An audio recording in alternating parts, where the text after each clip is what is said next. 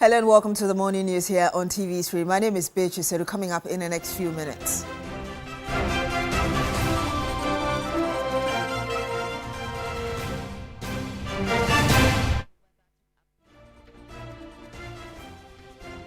The Court of Appeal acquits and discharges former Dentra Obuasi Assemblyman William Barr, who was serving a life sentence for allegedly abetting the murder of Major Maxwell Adam Mahama. Also on the program this morning, Ghana Armed Forces continues Greater Accra recruitment with new measures to safeguard applicants after the death of 6 in stampede at Elwak Stadium last week. Much later, NPP MP for Kaikwe Central Patrick Boama describes government Accra-Kumasi Express Highway as a misplaced priority. Thank you very much for joining us on the program this morning. Now, the Accra Metropolitan Chief Executive, Michael Kpakpo Alote, has declared a crackdown on recalcitrant drivers who flout traffic regulations as the Christmas festivities approach. He cautioned that any public transport operator who misbehaves on the road or exploits the season to charge passengers exorbitant fares will face strict sanctions. At the launch of Operation Disaster-Free Christmas, the Accra Metropolitan Chief Executive, Michael Kpakpo Alote, warned public transport operators against overcharging passengers, insisting that offenders will be dealt with according to the law.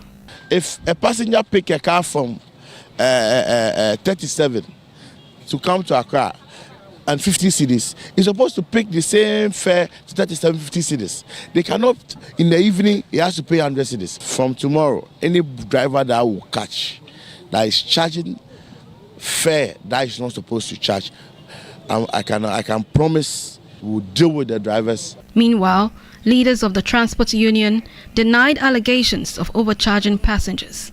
They blamed so-called floating drivers, those not affiliated with recognized unions, for engaging in the practice. Most of these issues are caused by the floating driver. As a union executive, as a branch executive, if my driver should be the one found in such act, we'll deal with him. The Ghana Police Service, the Fire Service, and National Disaster Management Organization, NADMO officials, pledged to work together to ensure public safety throughout the festive season. I want our brothers, the drivers, to know that we are not enemies. Drivers and police, we are supposed to work or we collaborate together to get our roads being more safer for the commuters. This Christmas, NADMO, we are not going on leave, just as the IGP has told the police that you are not going on leave. We are going to ensure that safety of the people is apprehended. Be on guard. If you see anyone planning to set fire in the markets or in the cars or anywhere, kindly call fire service. We also will call police to solve the situation. Ladies and gentlemen, please assist us for us to assist you. The Accra Metropolitan Chief Executive further announced that beginning Friday, November 21, a special task force will be deployed at vantage points across its jurisdiction to enforce compliance and guarantee a safe, orderly Christmas celebration. Now, the Court of Appeal has acquitted and discharged the former Assemblyman of Dentra Obuasi William Barr. The Court of Appeal ruled that the evidence and witness testimonies relied upon by the High Court were insufficient and did not support the conclusion leading to his conviction and sentencing. Lord Odwasari was in court and filed this report for us earlier. On January 29, 2024, a 7-member jury returned a guilty verdict against William Barr and 11 others who were sentenced to life imprisonment for their roles in the murder of Major Adams Mahama after they were convicted by the Accra High Court. The former assemblyman for Dentra Obuasi in their central region was found guilty on the charge of abetment of murder. Bernard Asamoah, Kofi Nyame, Akwesi Ban, Kwame Tufo, Joseph Apiakubi, Michael Enim, Akwesi Asante, Charles Queening, Emmanuel Beidu, John Boasi, and Kwejo Enima were found guilty of conspiracy to commit murder. The jury also returned a guilty verdict on the charge of murder against Asamoah, Nyame, Ba, Tufo, Kubi, Enim, Asante, and Queenie. 2 others, Bismarck Donko and Bismarck Abanga, who stood trial alongside the 12, were however acquitted and discharged after the jury returned a verdict of not guilty to the charge of conspiracy to commit murder. A 3-member panel of justices of the Court of Appeal on Thursday, November 20, in a unanimous judgment, held that the trial judge in the matter misdirected the jury and that the evidence of the prosecution witnesses 8 and 11 did not corroborate with each other.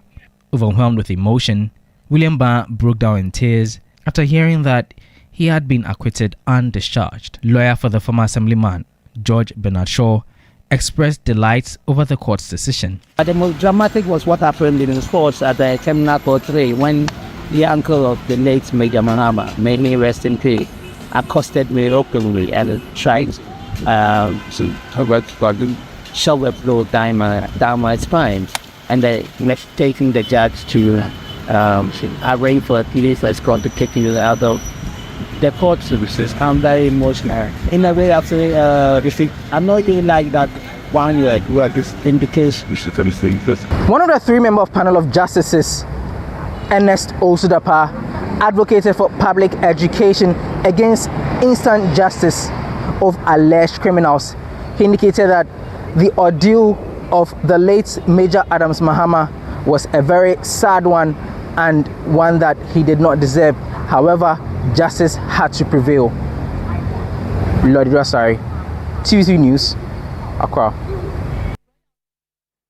The Ghana Armed Forces screened nearly 5,000 applicants on the first day of its nationwide recruitment exercise for the Navy, Army and Air Force. 2 applicants who presented forged documents were arrested and handed over to the military police for investigation. Joseph Armstrong has the rest of the story. The Airworks Stadium is the main center of the military screening exercise and was the scene of the stampede that occurred on Wednesday, November 12. A week after that incident, the situation has changed. On Thursday, November 20, the military resumed screening with new safety measures in place. From the entrance to the screening zone, clearly marked demarcations now guide applicants through each stage of the process. Everything is orderly today. We have this center as the Airworks Center, and we have 2 different teams for the Airworks Center.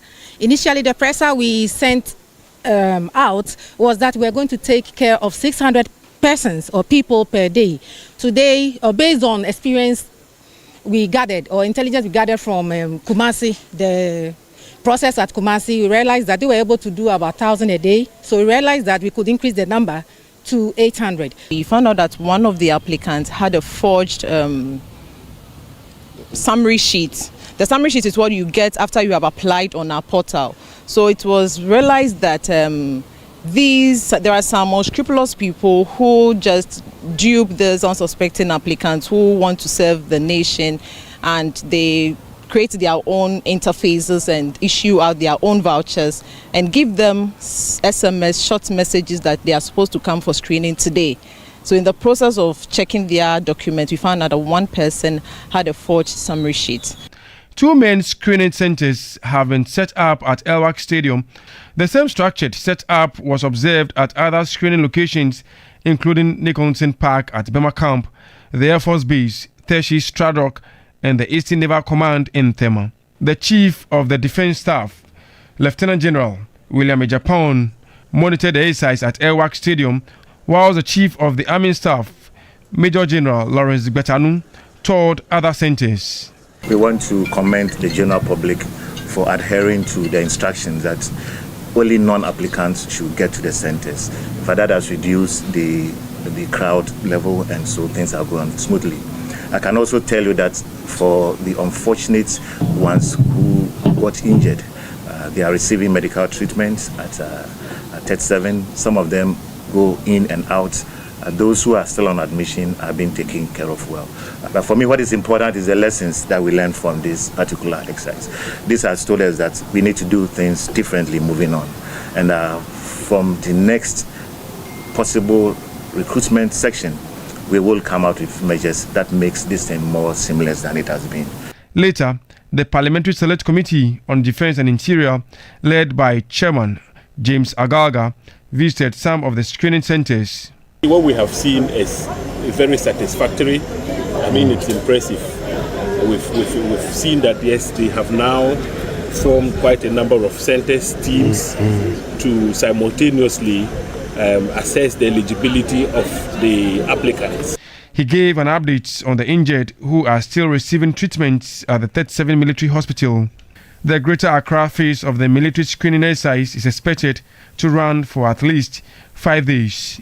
Joseph Armstrong, Good Alugwe TV3, Accra. Now, 3 Foundation and Management of Media General have started a fundraiser to help cure an accommodation and a shop for 32-year-old domestic violence victim Harriet Amuzu to empower her economically. Meanwhile, Harriet has been taken to a safe haven following an intervention by the Gender Minister and the Ghana Police Service.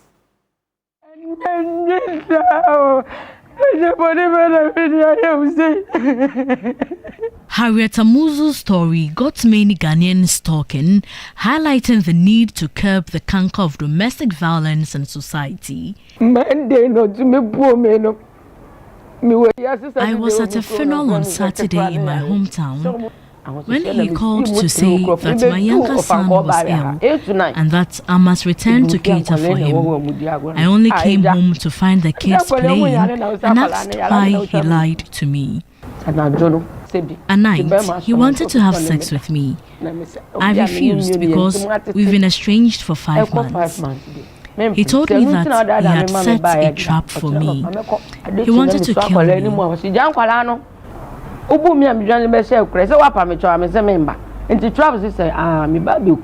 They are handling the criminal aspect of it, and so we'll take the needed steps to ensure that she's also okay. She's healthy and strong. And then we can look at economically how to support her whilst this case is also being handled by the police.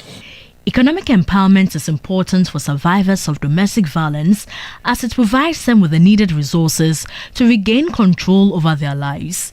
To help Harriet gain financial independence, 3 Foundation, the corporate social responsibility arm of Media General, has started a fundraiser inviting Ghanaians to join hands to help secure an accommodation and shop for Harriet Amuzu. Viewers can send donations to 3 Foundation's Momo number 05974331110, reference Harriet Amuzu. You can also send your donation to 3 Foundation's Zenith Bank account number 6010603927 or by personally bringing your donation to Media General at Desawe Kanda. Let's come together to help Harriet break free from the cycle of abuse and build a great future. No amount is too small.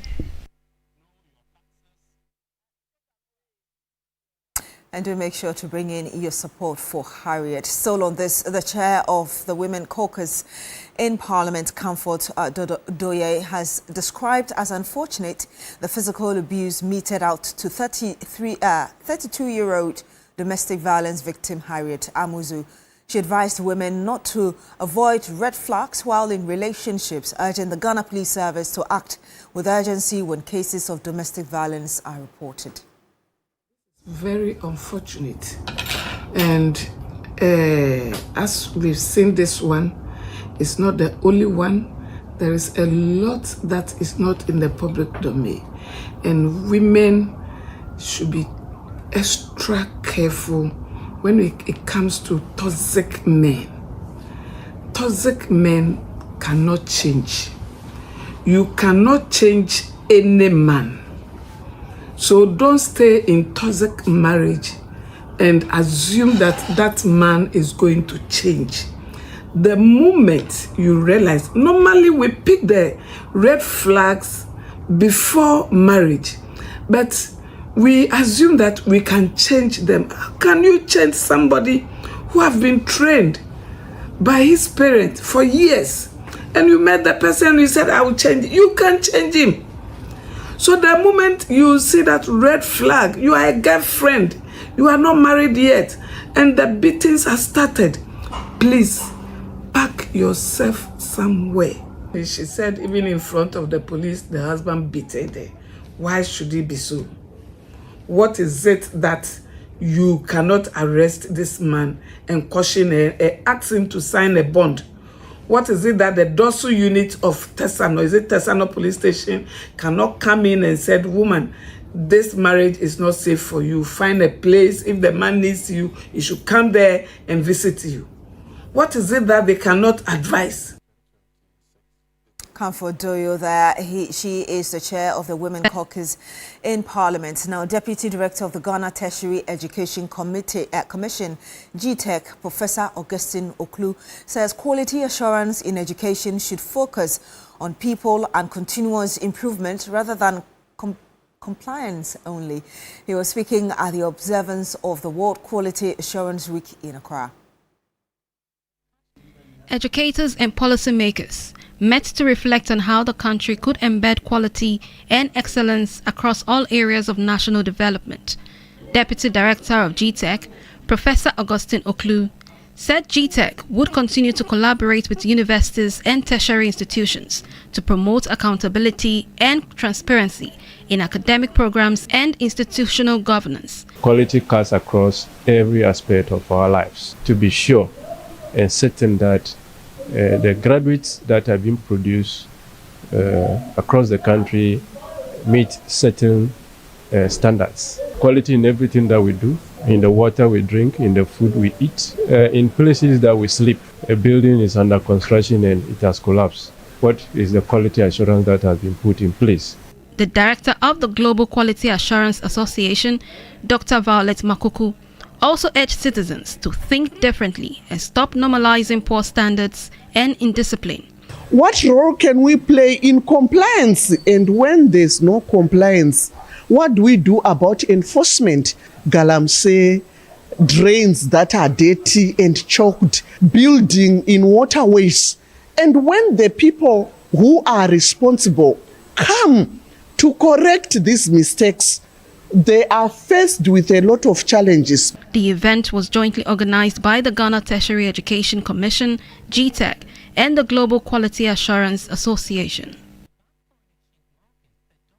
The Member of Parliament for Kaikwe Central, Patrick Yabuama, has described the planned Accra-Kumasi Expressway as unnecessary and a misplaced priority. He has lambasted the government for not adding to the existing road project, but rather seeking to undertake what he says is a far-fetched project that lacks funding. Remember that this is coming on the back of MPs interrogating the 2026 budget presented by government with critical sectors under scrutiny. If you look at the cover page of this year's budget, you can see a clear Photoshop of a certain express road that the minister spoke about, that he was going to construct an express road to Kumasi. Mr. Speaker, what is the crime of the people of this country, especially those of us who ply that road to our villages, especially from Accra to Paga and to Boko? For 8 years, from 2009 to 2016, not a single kilometer of road was added by the NDC government. Yes. You come into government again, and instead of you prioritizing with the completion of the dualization of the Accra-Kumasi road, you are telling us that you are going to construct an express road. From which funds? It's a complete misplaced priority. What Ghanaians want to see is the completion of the dualization project that was started by the Akufo-Addo administration. We have realized that we have come to a point in time where there is huge housing deficit in the city, where a lot of youth have massed up in the city without any work. So the target, the aim, the aspiration of His Excellency John Dramani Mahama is to ensure that we send most of these youth back to base. And that is why we will not centralize these monies in Accra, but rather send them to the various district assemblies so that we unleash job opportunities We incentivize the economy at the village level. If you talk to every Air Force officer, every pilot, that if government has 9 billion, the first thing they will tell you, Mr. Speaker, is that buy us what we will need to be able to protect the people of Ghana.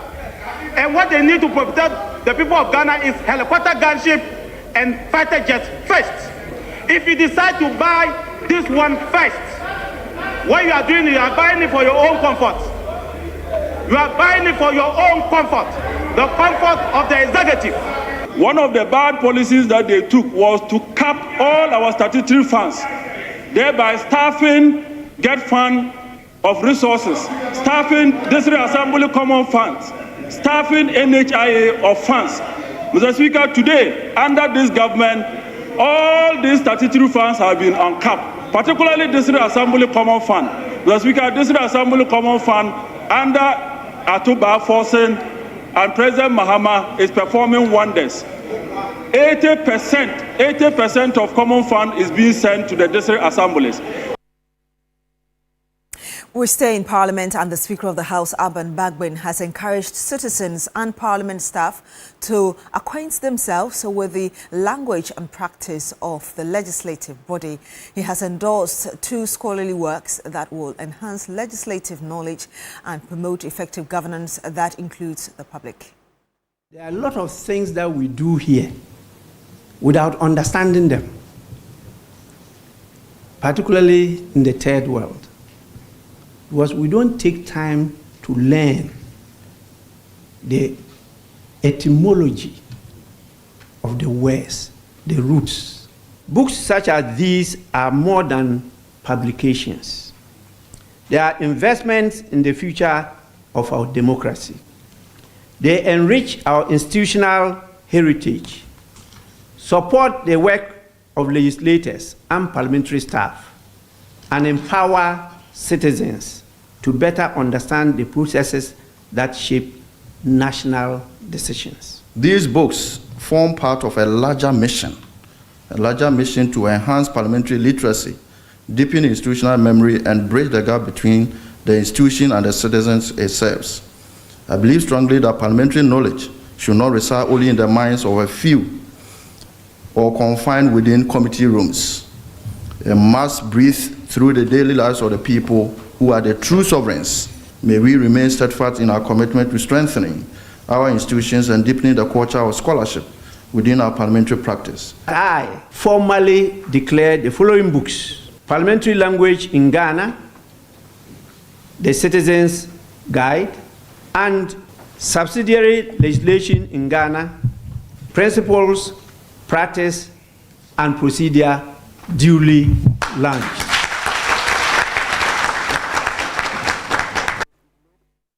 And that's it for the morning news here on TV3. My name is Beatrice Edu. Thank you very much for joining us, and do stay with us on Newday.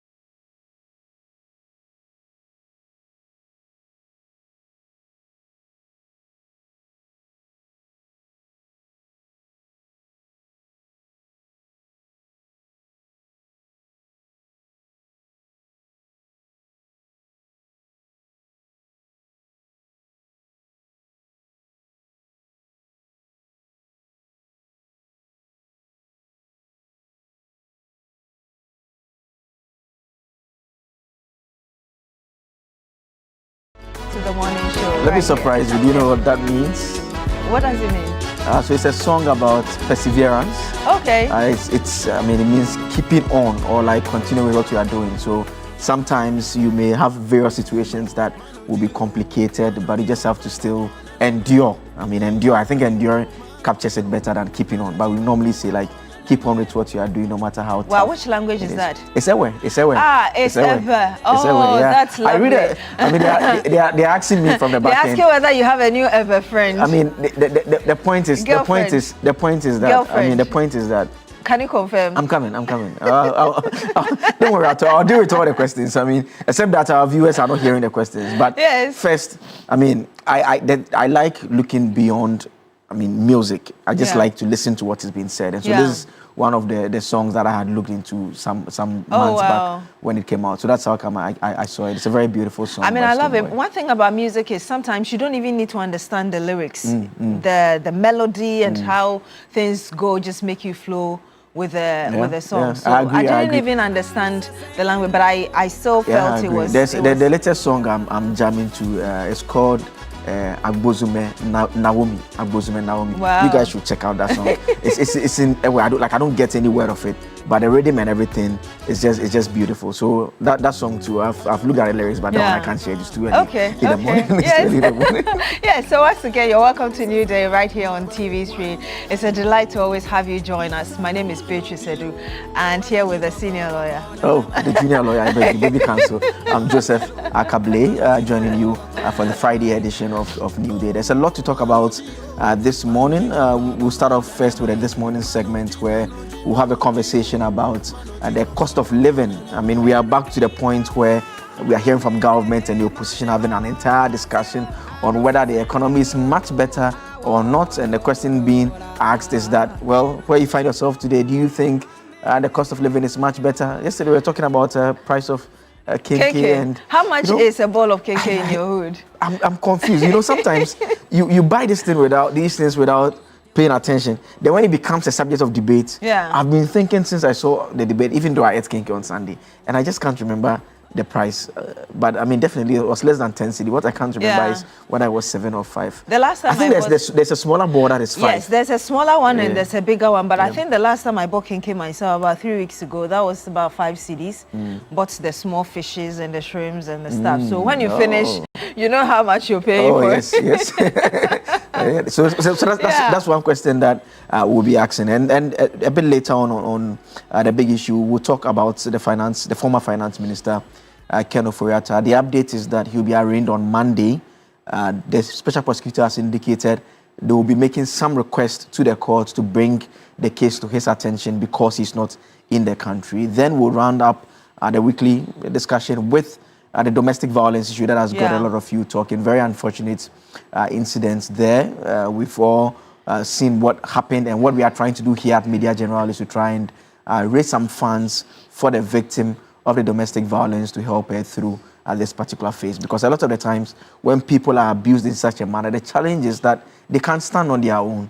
So they end up going back to the very individuals who abuse them, and they become their means of survival. And so more often than not, the complainants don't even cooperate with investigators. But this one, we know that she had reported it a number of times. Very unfortunate and disturbing story. And so it's another one that we'll get into and talk about as well. Yeah. Beatrice? And I must commend Harriet Amuzu, the victim, for, coming out and deciding to eventually just reveal her identity and everything, just because she believes that would help other women. I mean, and we must commend the tenant in the house. Yes. The tenant in the house Yes. who took that video. In fact, while the attention has been on Harriet, there's a story the police told in that press release about the fact that after the video went viral, the two sisters of the main gentleman at the center of this controversy had actually attacked the tenant who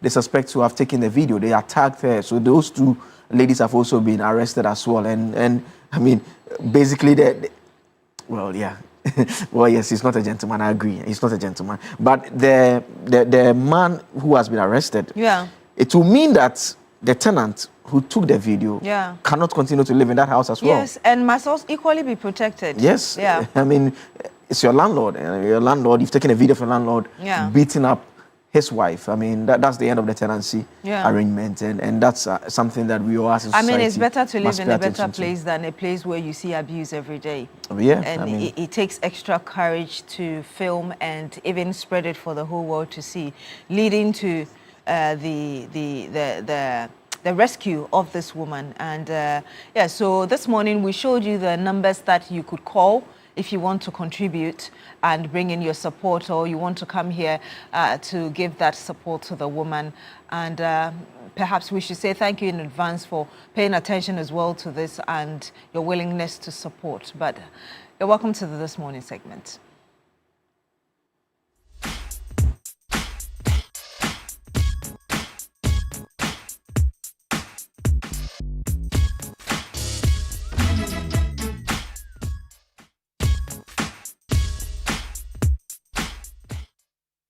And of course, we'll be finding out from you how the economy is like where you live in your community. How much is a bowl of kinky, for instance? We heard the majority leader say that if you go to Kempiski and you're buying a bowl of kinky, you should expect that the price will be different from your regular community. We'll be playing that conversation which happened in Parliament very shortly. But let me remind you, today is Friday. We're giving out cash. You dial *439#, you follow the prompt, you pick your favorite platform, which is number 2 right here on TV3. We're giving 10,000 Ghana cedis to 10 individuals. And if you keep playing, Roland will tell you, play more than 40 times, you will get the chance of getting 1,000 cedis from the 10,000. So keep playing. Remember, it's *439#. You follow the prompt, you pick number 2, your favorite platform, right here on TV3. And very shortly, we will be telling you who our lucky winner today is. But let's watch the debate in Parliament on the real cost of the economy for you. Kenke, which used to be 5 cedis, is now 7 cedis. So clearly, Mr. Speaker, it shows that the government of Ghana, the budget presented by Dr. Atto-Forson is just not working. Mr. Speaker, we therefore, every Ghanaian should know that the budget they keep presenting to us and by the NDC is not a budget that is solving the problems of this country. Mr. Speaker.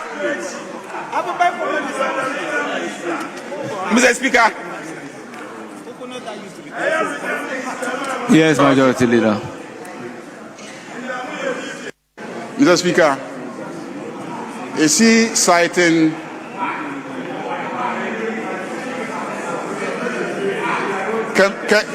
Kempiski hotel prices? Is it Kempiski hotel prices or Makola prices? I've mentioned these are price. Honourable Member, continue.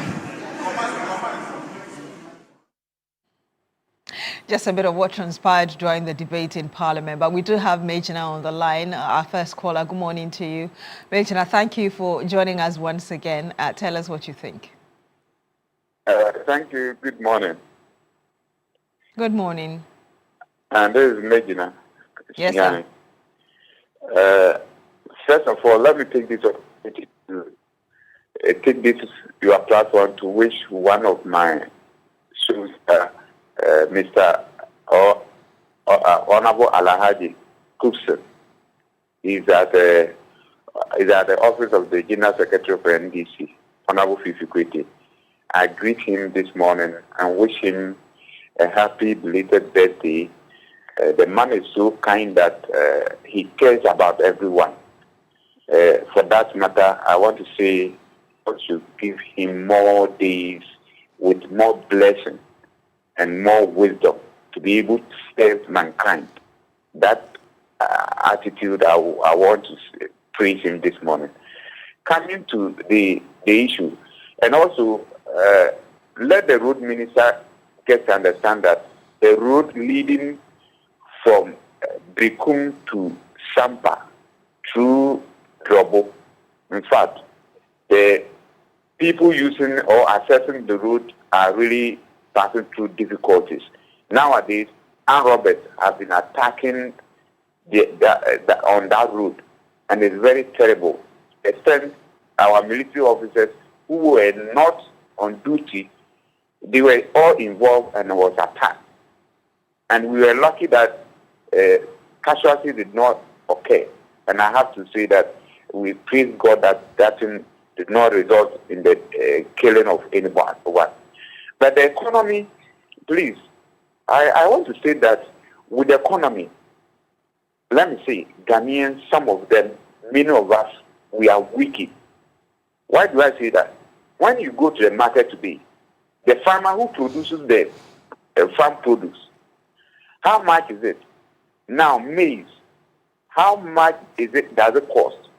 The bag of maize is somewhere around 300 cedis. Unlike previously, where we used to buy it about 1,000 plus. Now, when you come to oil, you say you use the oil to do. How much were you buying a gallon of oil? Today, how much is it? So we Ghanaians, we are hypocrites. We are not, majority of now, we are wicked. We always look for money.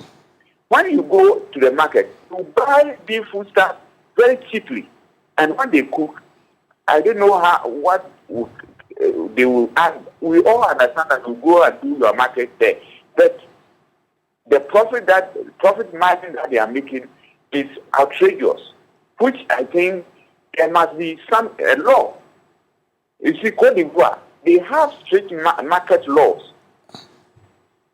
But here we understand that there is a total competition market system that we are practicing. Yes. Therefore, one cannot force you to say you use this kind of price. But we should moderate in whatever we do. Thank you.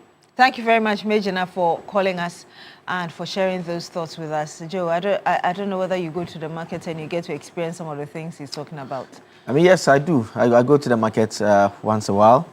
I think the fact is that generally there are a number of things that come into play that enables us to determine whether the cost of living has generally improved. A lot of the time, people will tell you that price of products have gone up, but the economics will tell you that when the economy is generally better in terms of the indicators, inflation, exchange rates, which ensures that fuel prices are not going as much up as they should be going.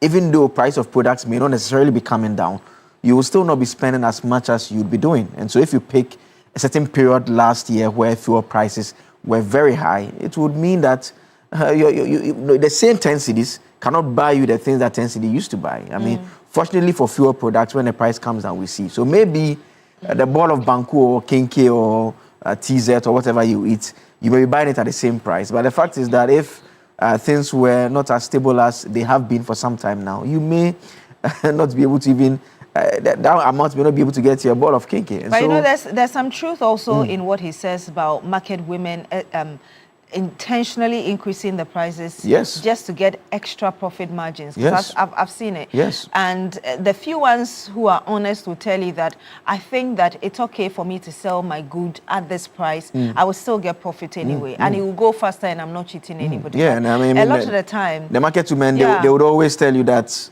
no matter, I've not seen any votes we've done in the market that people have told us that the economy is better. I mean, since time immemorial. Yeah.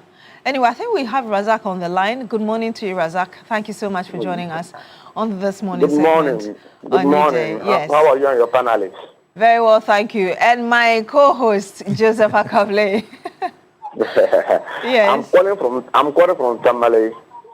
And I want to talk about our food stuff issue in Ghana here. Most of our problems come from our market women. Now, Tamale, if you go to the market, a bag of maize is 300 to 400 Ghana cedis.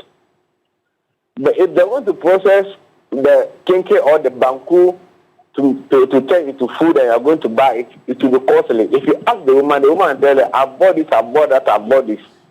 So the problem is for us, not the parliamentarians, not the MPs and the other people.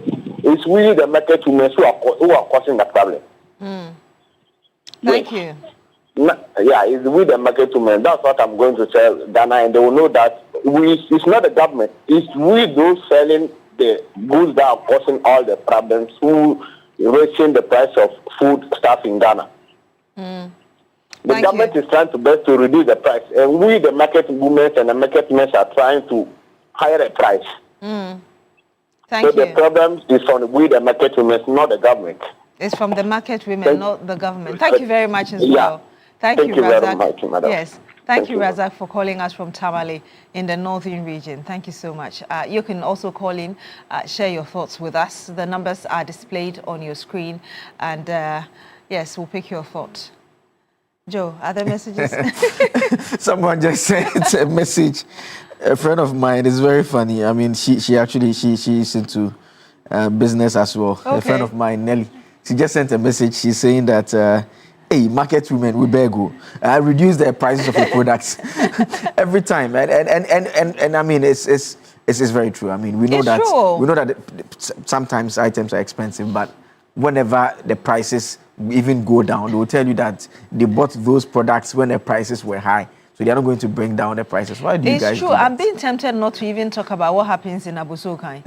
I'm being tempted not to talk about it this morning. But I think we have Alhaji on the line with us. Good morning to you, Alhaji. Thank you so much for calling into the program. Tell us what's on your mind. Good morning, Beatrice. Good morning, sir. How are you? I'm very well, thank you. How are you doing yourself? I'm also good. Joseph, I hope everything is well. I'm very well. I hope you are doing well too. Oh, we thank God. We thank God. Let me send my greetings to Shami Mamusre and his husband Alaji Alasan and the Honorable First Deputy Speaker and Dr. Abukar Wumbi and Chairman Ofosu Ampofu and Julius Zebra, Chief of Staff. I think sometimes when this MPP minority, Makbul's minority speak in Parliament, it doesn't make sense. Because this Dakunu issue, when we talk about how much is the Dakunu price and MPP came to power, even of 50%.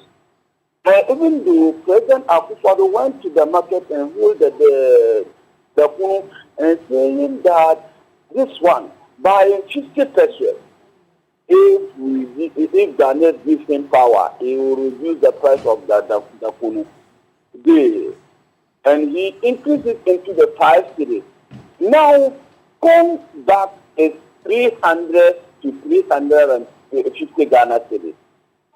Even at the time, and we're buying corn, one bag, into 1,200 that time. And they have been increasing the price.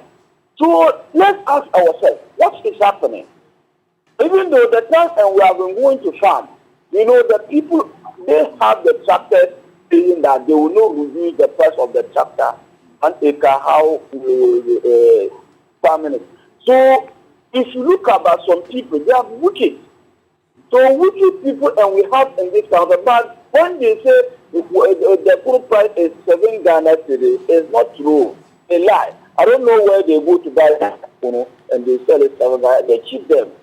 If you are an MPP member and you complain, it means that you don't know your left because your government do it so.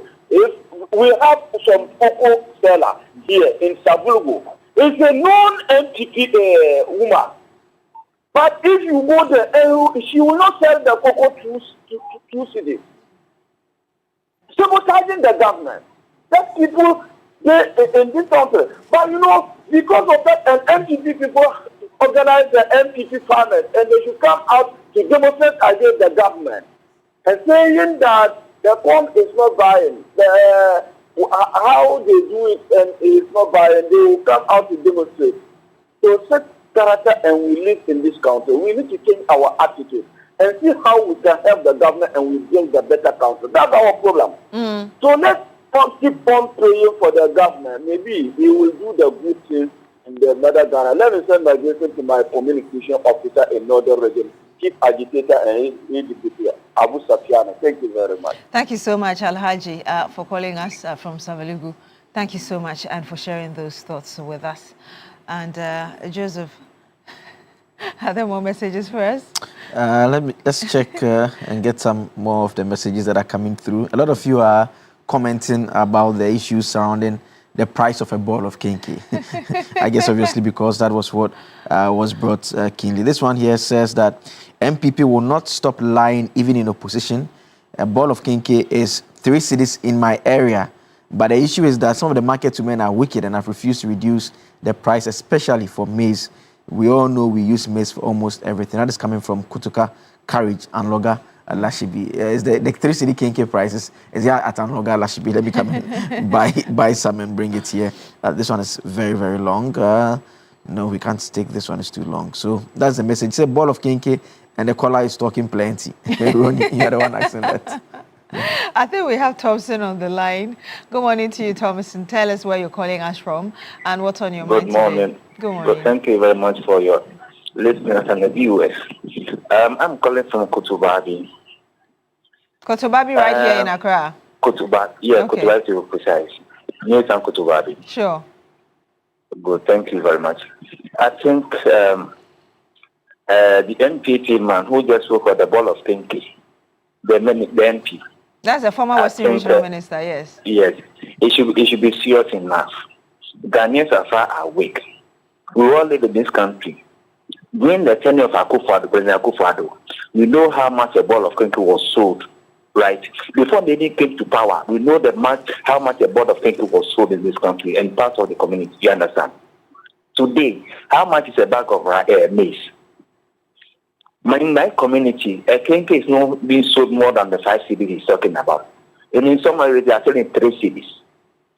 The maize is abandoned in the market. The prices are lower than it was. So I don't see the reason why he should be telling us that the ball of kinky is being sold at 7 cedis. If they don't have anything better to tell Ghanaians, they should go and say. You see, this propaganda will not let them come to power for 2028. It will not let them come to power. Ghanaians are selling the economy.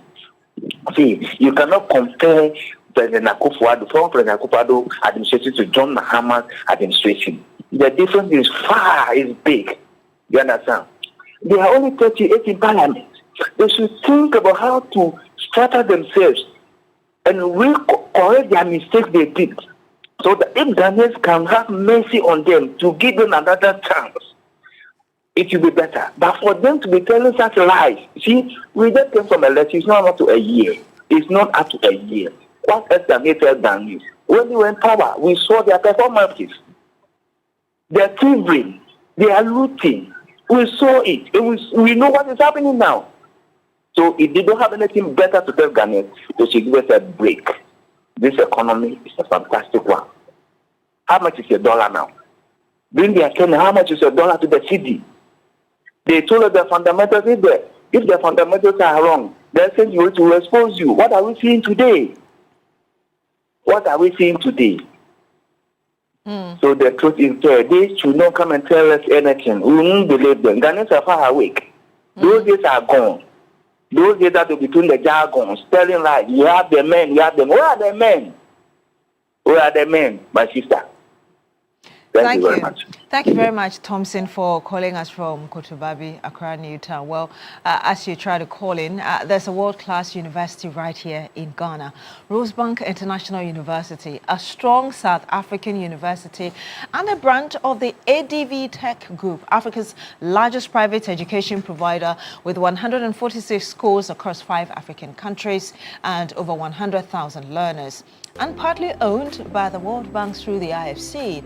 Rosebank International University is fully accredited by the South African Qualifications Authority, the British Accreditation Council, GTEC in Ghana, City Guild UK, and Capsicum Culinary Studio.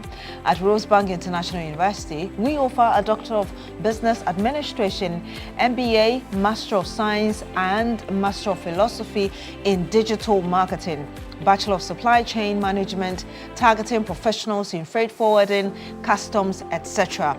We offer hospitality and culinary arts available at diploma, undergraduate and postgraduate levels. Our ICT has BSc Information Technology in Business Systems and IT Computer Application Development, all carefully designed to equip you with the skills and qualifications needed for a successful global career. Our mission is simple: inspiring excellence. Admissions are now open for January 2026. Visit our modern campus at Airport Commercial or Pebia House, Accra, or apply online at www.riuc.edu.gh. Rosebank International University, building global citizens.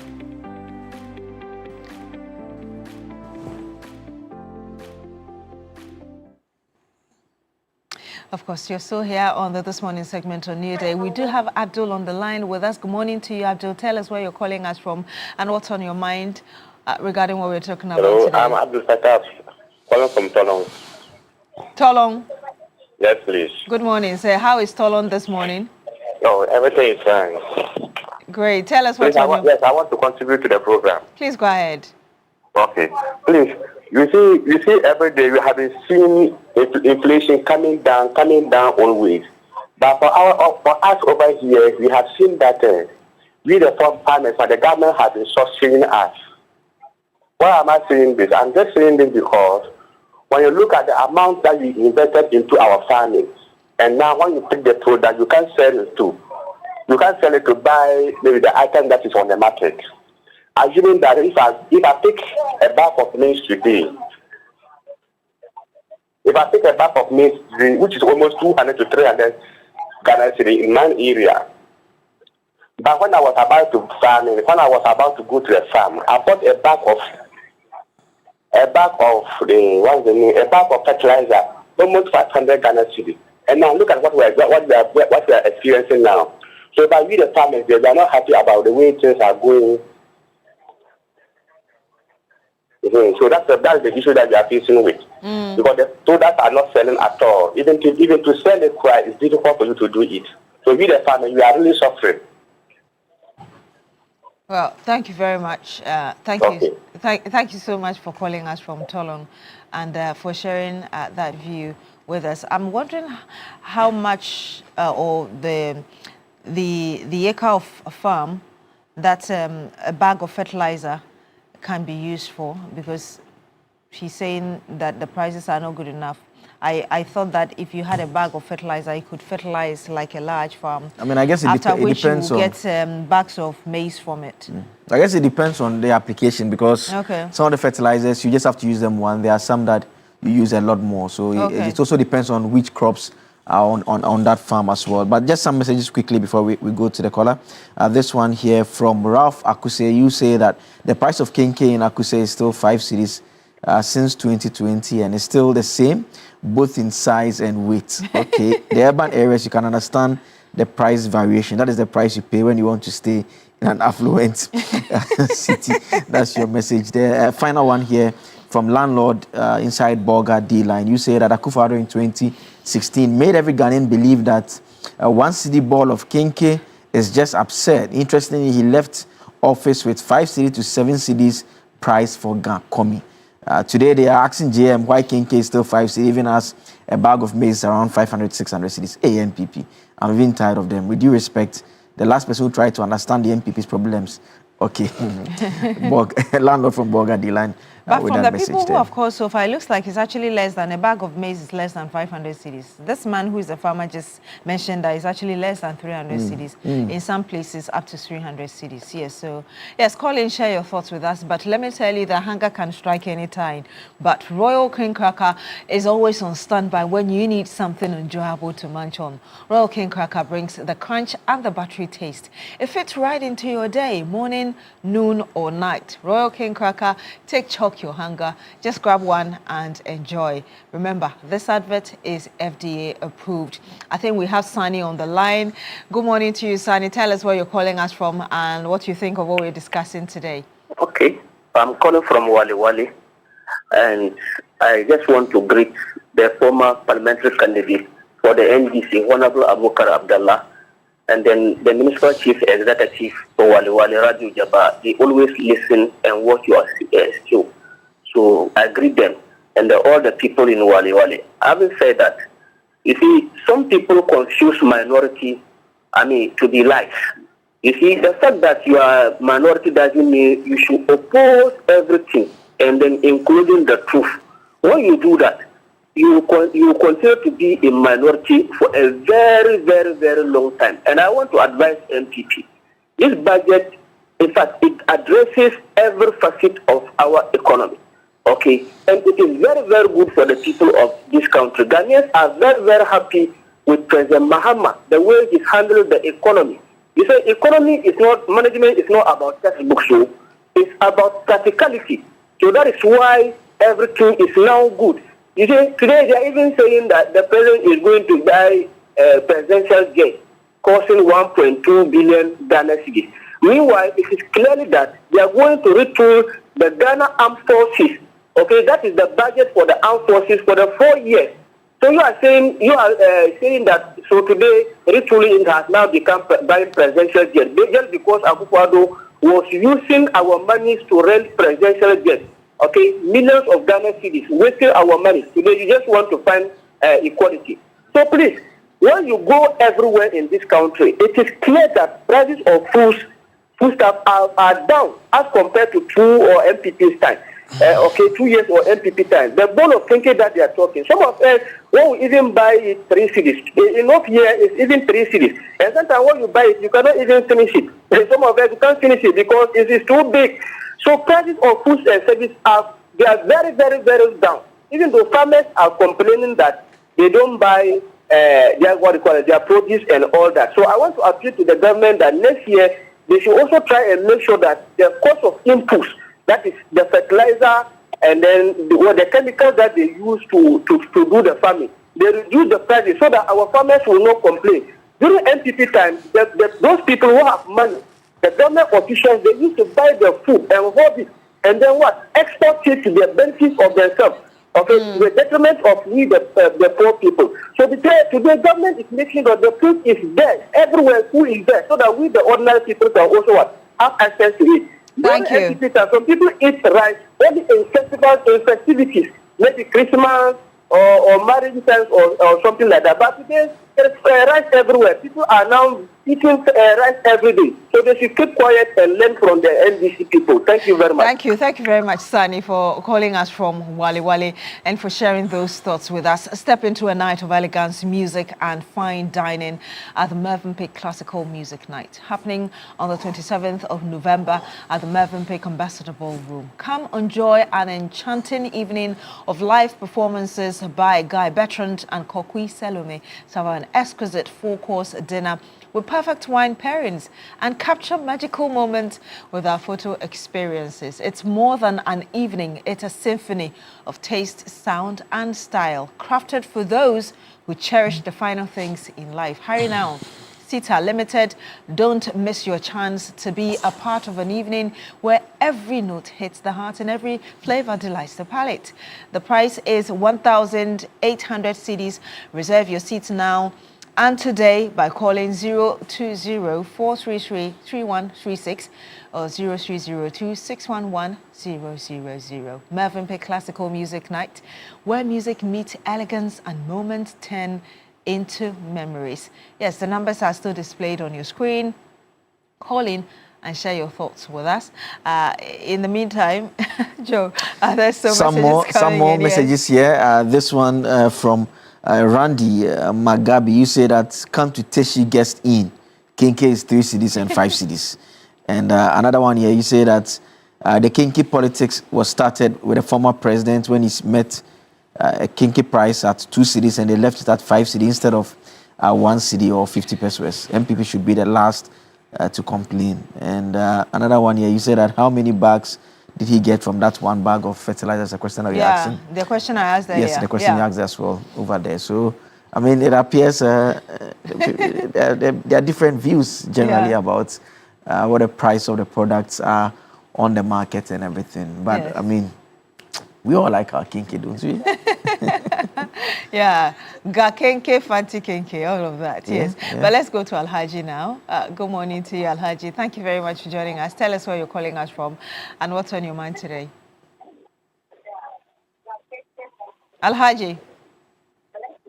Good morning. Good morning, sir. I hope you're well. Good morning. Very good. I am calling from Accra here. Okay. My name is Alaji Tedi Sakana. But the contribution that I also want to do this morning, sorry, what the effort that the government is doing. Maybe you need some water, but we can hear you. This morning, the effort that the government is doing and the rice and food sellers, what they are doing is not good. They need a profit. Yeah, they need a profit. If you do it in the right way, you benefit. But if you wanted to sell it and criticize the government, it won't benefit you. Look at the effort that the government is doing. Now that the millet bag was a 15 million seed, now that they have reduced to 5 million, 6 million, why are you still selling food higher? Just because you spoil the name of the government, which is not good. If you want to benefit, if you buy something 1 million, you just when you benefit 1 million on top is good because you also suffer with that. But what the NPP people are doing is not good. They should try and then be telling the people the truth. Otherwise, sometimes they will come out and say something, the people will agree with them. So what I'm saying is, they should come down. We are pleading it to the right sellers.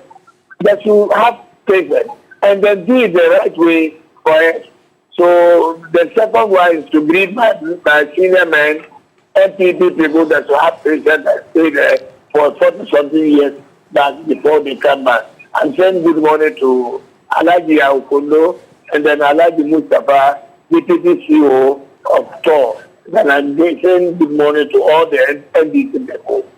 Bye-bye. Thank you. Bye-bye. Thank you very much, Alhaji, for calling us from Accra. How much is 1 million in Ghana cedis now?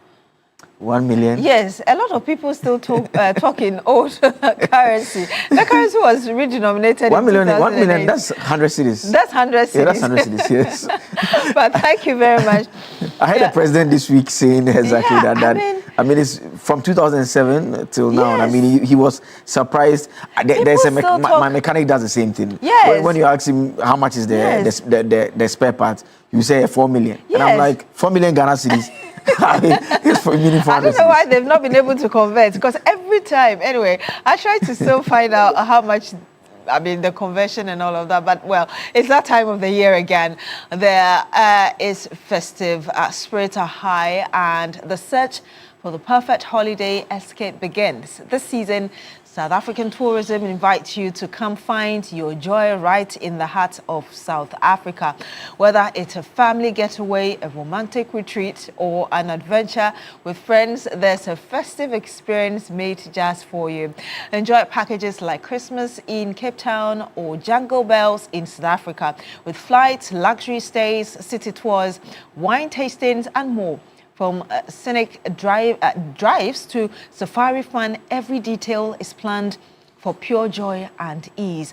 Our Christmas getaway offers nights of indulgence, stunning tours, and a taste of South Africa's finest landscapes. Whichever you choose, South Africa promises warmth, wonder, and memories to last a lifetime. Just visit southafrica.net to book your joyful getaway today. Find your joy this December with South Africa. I don't know why when I was reading the romantic bit, I was thinking of you, Joseph. Maybe you booked something for this December? I think that...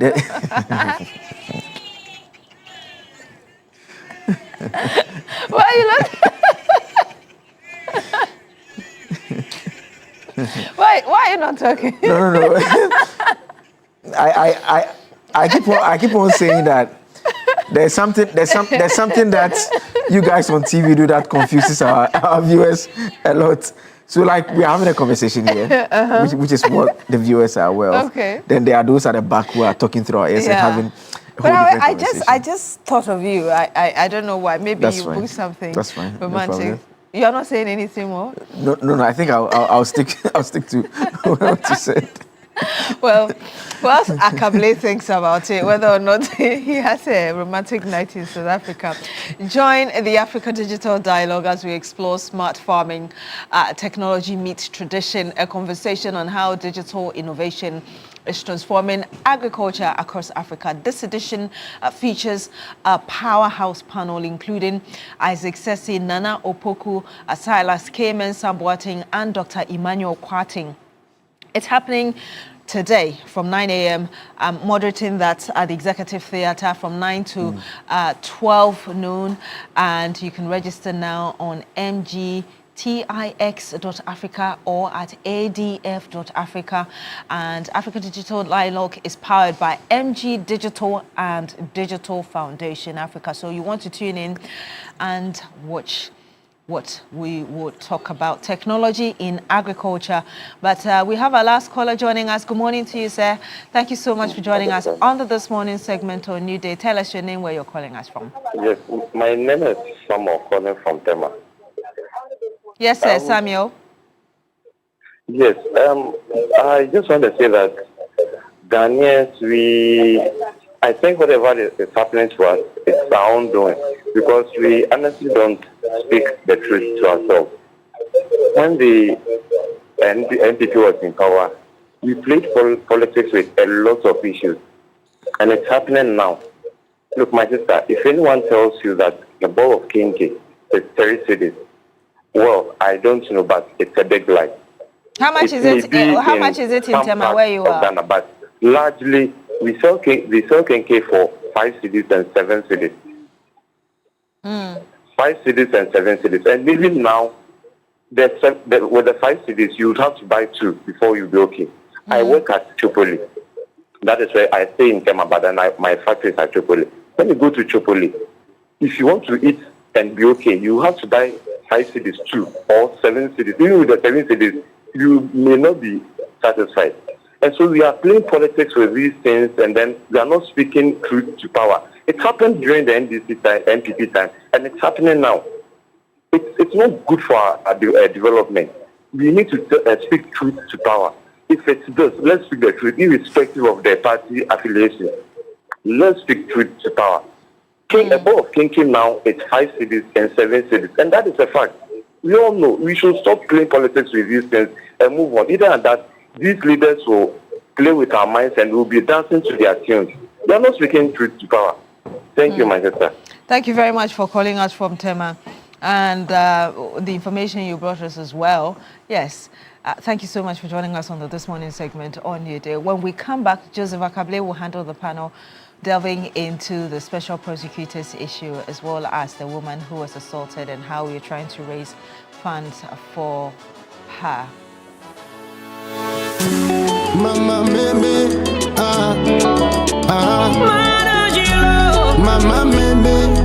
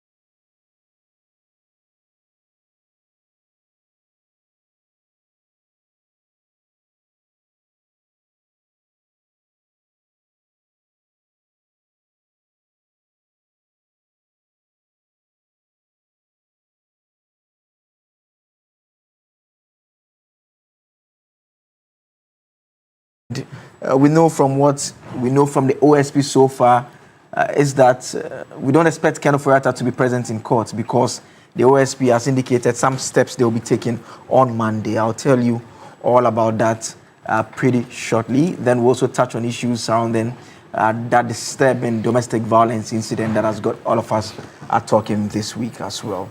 But before we do all of that, let me tell you about Professor Enoch Opoku-Ntri's Academic City. Are you looking for a university that will prepare your child for the future? Then Academic City University is the best choice for you. At Academic City, we do not just teach, we nurture creators, innovators, and leaders who shape tomorrow's world. We offer undergraduate programs in engineering, computational sciences, business and communication arts, and our BSc in artificial intelligence and robotics engineering are the first and only of its kind in sub-Saharan Africa, with world-class facilities and industry-experienced faculty. Students not just learn, they create the latest technology as well. And for working professionals and young graduates, we have got you covered too with our MSc programs in cybersecurity and data science analytics, as well as professional certificate programs. At Academic City, our programs are practical, relevant, and future focused. And you can call Academic City on 026 269 3870 or visit act.edu.gh for more information. Admissions are open now on Academic City. Make your mark. All right, let me introduce you to my guest in the studio this morning. First, the man from Academic City, Professor Enoch Opoku-Ntri, is a governance and policy analyst with a large fan base in Wisconsin, Virginia, Koforidua, and the other areas. And Ohio. Ohio as well? Definitely. Okay. Prof, thank you for joining us. It's always a pleasure being here, Kat.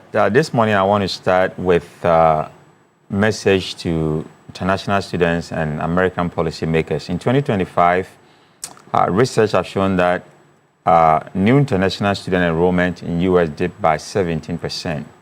And what that means is that there's about over 1 billion lost in economic impact and nearly 23,000 fewer jobs supported across higher education, coming from housing, dining, transportation, and healthcare.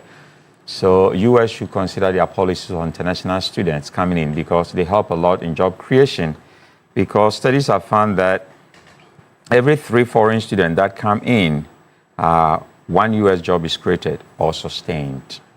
So I want them to understand the importance of foreign students coming to America. Mm-hmm. But having said that, the other thing I want to say to encourage people is that little becomes much when God is in it. I've seen the Ghanaian youth working so hard in different diverse ways. I am imploring on our leaders to create more jobs for them because they need jobs. But whatever little you have as a citizen, once God is in it, God can create it and make it much. Just be honest in any business that you do. Dedicate yourself and commit yourself with 2 things, your passion and then your purpose. Absolutely. Thank you, Prof, as always. Next to Prof is Ebo Bachman. Ebo Bachman is Deputy Communications Director for the United Party. Ebo, good to have you here once again. Yes. Let me just seize this opportunity to appreciate some guys. I have 3 guys I want to appreciate this morning. The first one is called Elliot. Elliot works at Limast Restaurant inside Accra Mall. He's a wonderful human being, and I want to appreciate him this morning. And also my barbers, those who make sure that this one doesn't grow. Aziz and homeboy. Your hair still grow? Of high grade barbering shop at Westlands. And I greet you this morning. You guys have been wonderful to me, and this morning I want to appreciate you. They are telling me that the barbers, their job for you, it's not difficult. It's not difficult. It's fine. Also joining us in the studio, Theophilus Jemega is a legal practitioner, also a member of the National Democratic Congress team. He shows up once in a while, he vanishes, then he comes back again. He's also an engineer as well, Council. Yes, engineer, yes, several engineer. Yes, good to see you once again. Engineer, mining engineer, civil engineer, and a water resources engineer. Yeah. Yes, I don't disappear. You know, when you call me, you come. I Okay. come. I am just a stone throw away from you. Okay, so I guess that's the message to Shadrach. And yes, when Shadrach calls, I'll be here. But it's nice to know that Bobak wants to crops. I mean, it doesn't need any style. It's just a matter of. But well, let me also use the opportunity to say good morning to your viewers, particularly my folks from Hohwe, and also a very lovely lady, Imeta Akapu. Imeta, get well soon. She's a lecturer at Ho Technical University. Then yesterday, the president hosted us to the International Men's Day. You know, the day passed without anybody knowing there was an International Men's Day. Yeah. But thanks to His Excellency for hosting us at the Jubilee House yesterday. Interesting. And let me introduce you to Kwame Jantwa, our senior around the table. I think last week was his birthday on Sunday. Yes. Yeah, we wished him. I'm told he was watching. We wished him around the table. That's all I can say for now. But we thank him so much. We ask for God's blessings on his life. Very, very reliable, Mr. Jantwa, always available to join our conversations whenever we need him, and his contributions. I leave you to judge them. I mean, if you don't agree with the scorecard, then it's your own problem. I mean, amazing contribution. So always, he's been in the civic space, contributing to national discourse for so long, for so many years, and we've all enjoyed his expertise, his contributions to political discourse, energy matters, and he's a member of the Kwame Nkrumah's own political party, the Convention People's Party. Senior, thank you so much, and I hope you enjoyed your birthday as well. Thank you, and thank you to the viewers of TV3. Yesterday, last week, when you mentioned my birthday on set, I was in the north. Let me give a shout out to Akayet Hotel. I checked out, waiting to board. We went because of the Ghana Energy Awards to inspect the installations of VRA. And just as I walked out, I heard a group of people, happy birthday. It shocked me. Oh, right after we had mentioned. Right after you had mentioned. And then we went into town. As I was walking, hey, Mr. Jantwa, happy birthday. Hey, Mr. Jantwa, happy birthday. Mr. Jantwa, come share, what is you? But I give thumbs up to Akayet Hotel. The services were good, and I'm very, very grateful. But most of all, I'm grateful for TV3. I mean, the number of people who watch me on this channel and even engage me in conversation. And the beauty is that I walk into a petrol station and any ordinary man will come up to me. Say, the thing you said the other day is good. Oh, that shoot to kill. It's very, very good. We have to adopt it. It's very, very good. I'm grateful to Ghanaians. I've been on the media for 25 years. Very, very long time. And I'm grateful and I'm humbled by a lot of things that Ghanaians just one question. I mean, because you said the 25 years, don't you get tired, especially when you talk about the same things for a long time and like they are not changing as dramatic as you want them to change? My passion is Ghana. My passion isn't a political party. So far as I'm concerned, a political party is the means to change things. My passion is Ghana. So people who tell me, but you come and look at your party, you don't have any right to talk about either NDC or MPP. Whatever they do affects me.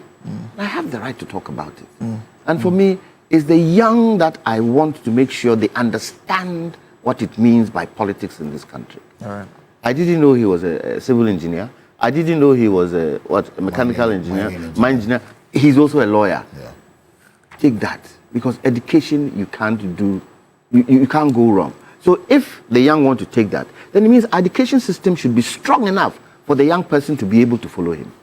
And if you don't talk about it, who will talk about it? Absolutely. I mean, you're a typical example. You're a baby lawyer now, aren't you? Yes. You're a baby lawyer now. Very soon, you become senior lawyer. You won't be sitting here You'll be a big man. I'll still be sitting here. I'll be in my room and I'll be watching you. Then when you listen, I'll go, hey. So always make sure you are. I know, right? He reminds me that I'm the baby lawyer around the table. But thank you for joining us. Thank you. As always. That's funny. We'll come back to Kwame a bit later. Let's talk about the special prosecutor now. And we all read this week he's filed 78 charges against the former finance minister and other individuals.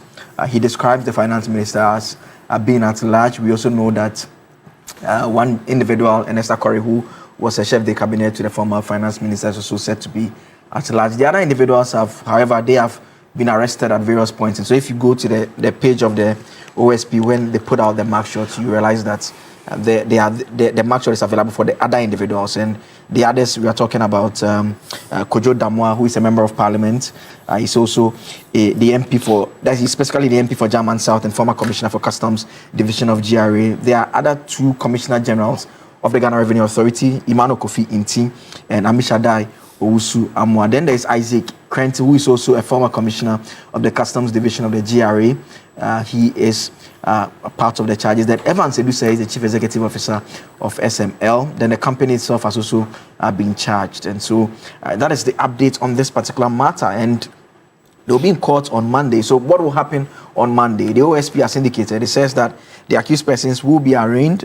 The prosecution will seek the necessary court orders for service of the charge sheet on the fugitives who are outside of the jurisdiction. And I want to start first with Mr. Jemega opposite me. And there's been a lot happening around this particular matter, but we are going to, the matter is going to court eventually on Monday. And for many who are calling for swift prosecution and all of that, we know that will take a bit more time because they now have to comply with Article 19 to ensure that he's aware of the proceedings against him and whether he's going to show up subsequently, whatever further processes they need to be asking for, they have to also do that. I mean, what do you make of all that is playing out in relation to the OSP and the former finance minister?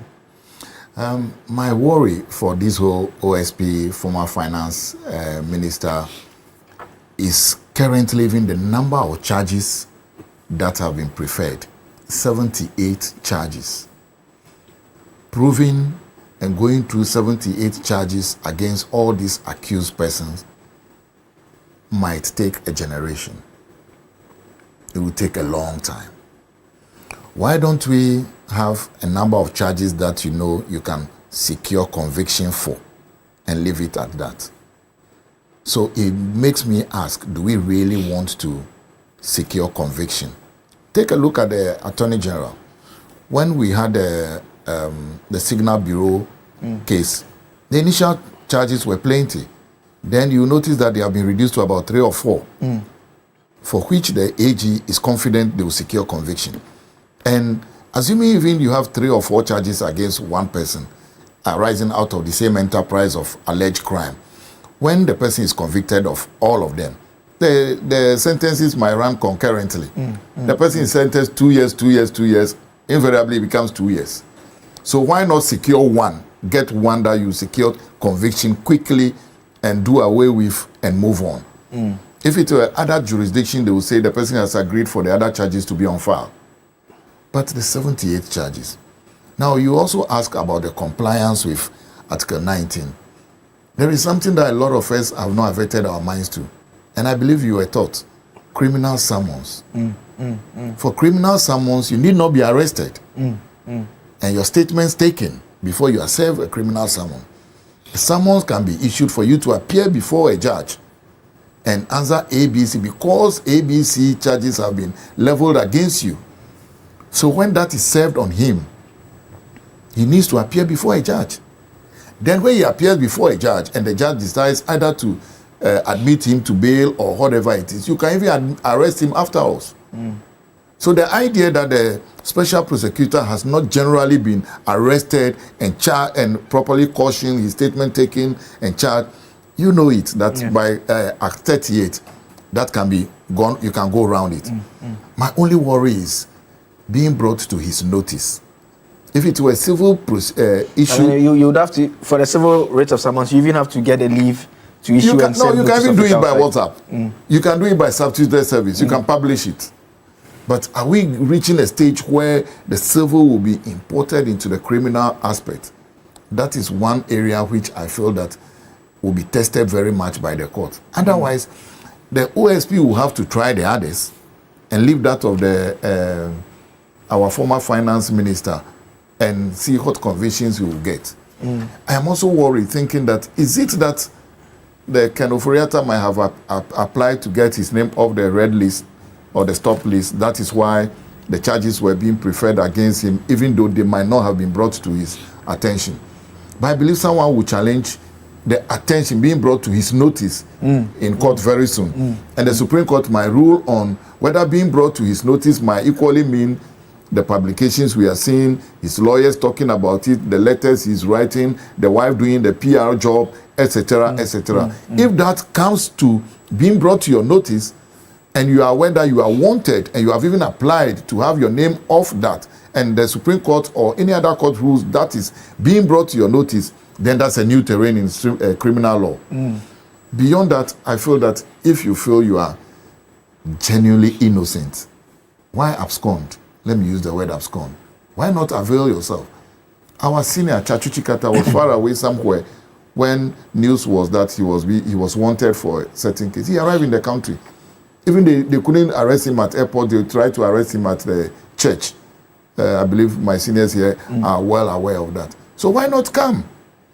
This was a man who was quoting Bible for us, biblical quotations every time, wearing white shirts, white dresses. Why not come? Come and answer this. Simple. You see, if the OSP, I believe Sami Daku and the rest are listening and watching, they must know that the public perception about their performance is not a good one. Be it from the MPP stronghold, be it from the NDC stronghold, be it from the neutrals, nobody could understand why one person could not be brought down to face trial, and all this communication, public engagement. In the last week, the discussions have centered, particularly when we heard from the special prosecutor himself say that they were aware he was leaving the country and they had tried to stop him, and they were not getting the cooperation of the various state agencies. And now I've heard someone like Martin Pebu say that, I mean, to that extent, he thinks that the OSP needs to resign because he should have informed the Ghanaian people just to pile public pressure on the government at the time to have prevented him or the new government, depending on when exactly he left, from leaving. And there are those who say that that is where the problems the OSP has with this particular case, that's where the problem started. You see, constitutionally, you couldn't have prevented anybody's movement if the person is not under any investigation or any criminal. I mean, at the time, he had been under investigation since December 2023. Yes, if then you should bring the person in, arrest him, and say that, hey, we are granting you bail on ABC terms. And if you feel that you are handicapped, you go to court and get the court to impose the sanctions, grant bail, and take the person's passport. You see, the OSP thing has become a media engagement. I saw one of my colleagues writing, you talk too much, get the work done. Now, if it is you remember the OSP was at a time, I don't know whether he sang or he cried about, I can't pronounce the expression, but I can't make, yes, he did that. Why couldn't he have done the same thing for Ken Ofori-Atta? So that we are aware that this is the situation. That is where Martin is coming from. That if you have enough, that you have reasonable suspicion that crime has been committed or an allegation of crime or there's a suspicion of crime being committed, then you should let all of us know. And if you have not let all of us know and the thing is now becoming a seesaw, how do we get him back? That should be our next worry. You see, the sad aspect is that the lawyers of Ofori-Atta are aware that if they play this into a political game, the chance of Ofori-Atta being brought back to Ghana will be very slim, because you must not bring, the US will not allow you to take somebody out because of political reasons. There must be a probable cause, and that can also take time. It can even take 4 to 6 years. So they are also playing, yes, they are also playing it because you need to go to a judge. The judge has to be agreed, they have to agree that there is a probable cause. You need to go to the marshal, the US Secretary of State have to approve. All that can take a long time. Okay? So if along the chain somebody realizes that there is a political undertone to it, then that ends it. He will not be able, he will not come. But I think there are many ways to kill a cat. We can go around it several times. You would have seen a lot that happened in international law. People have been brought back to their countries in various means, which I cannot say some on air. So I believe that they should put in every arsenal to bring him back. If it is that he's genuinely innocent, that he feels, I mean, why not avail himself? And the final point, the procedural challenge that you raised about the duration of the trial. I mean, there are 8 accused persons.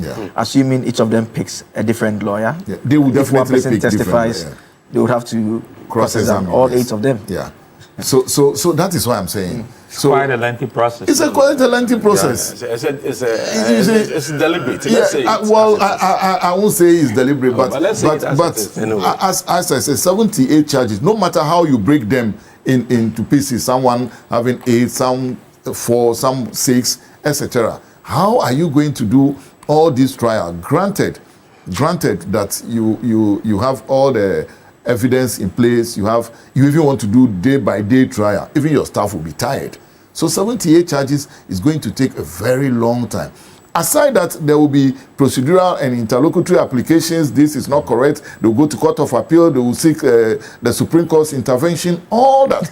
And this makes people think that, come on, are we joking?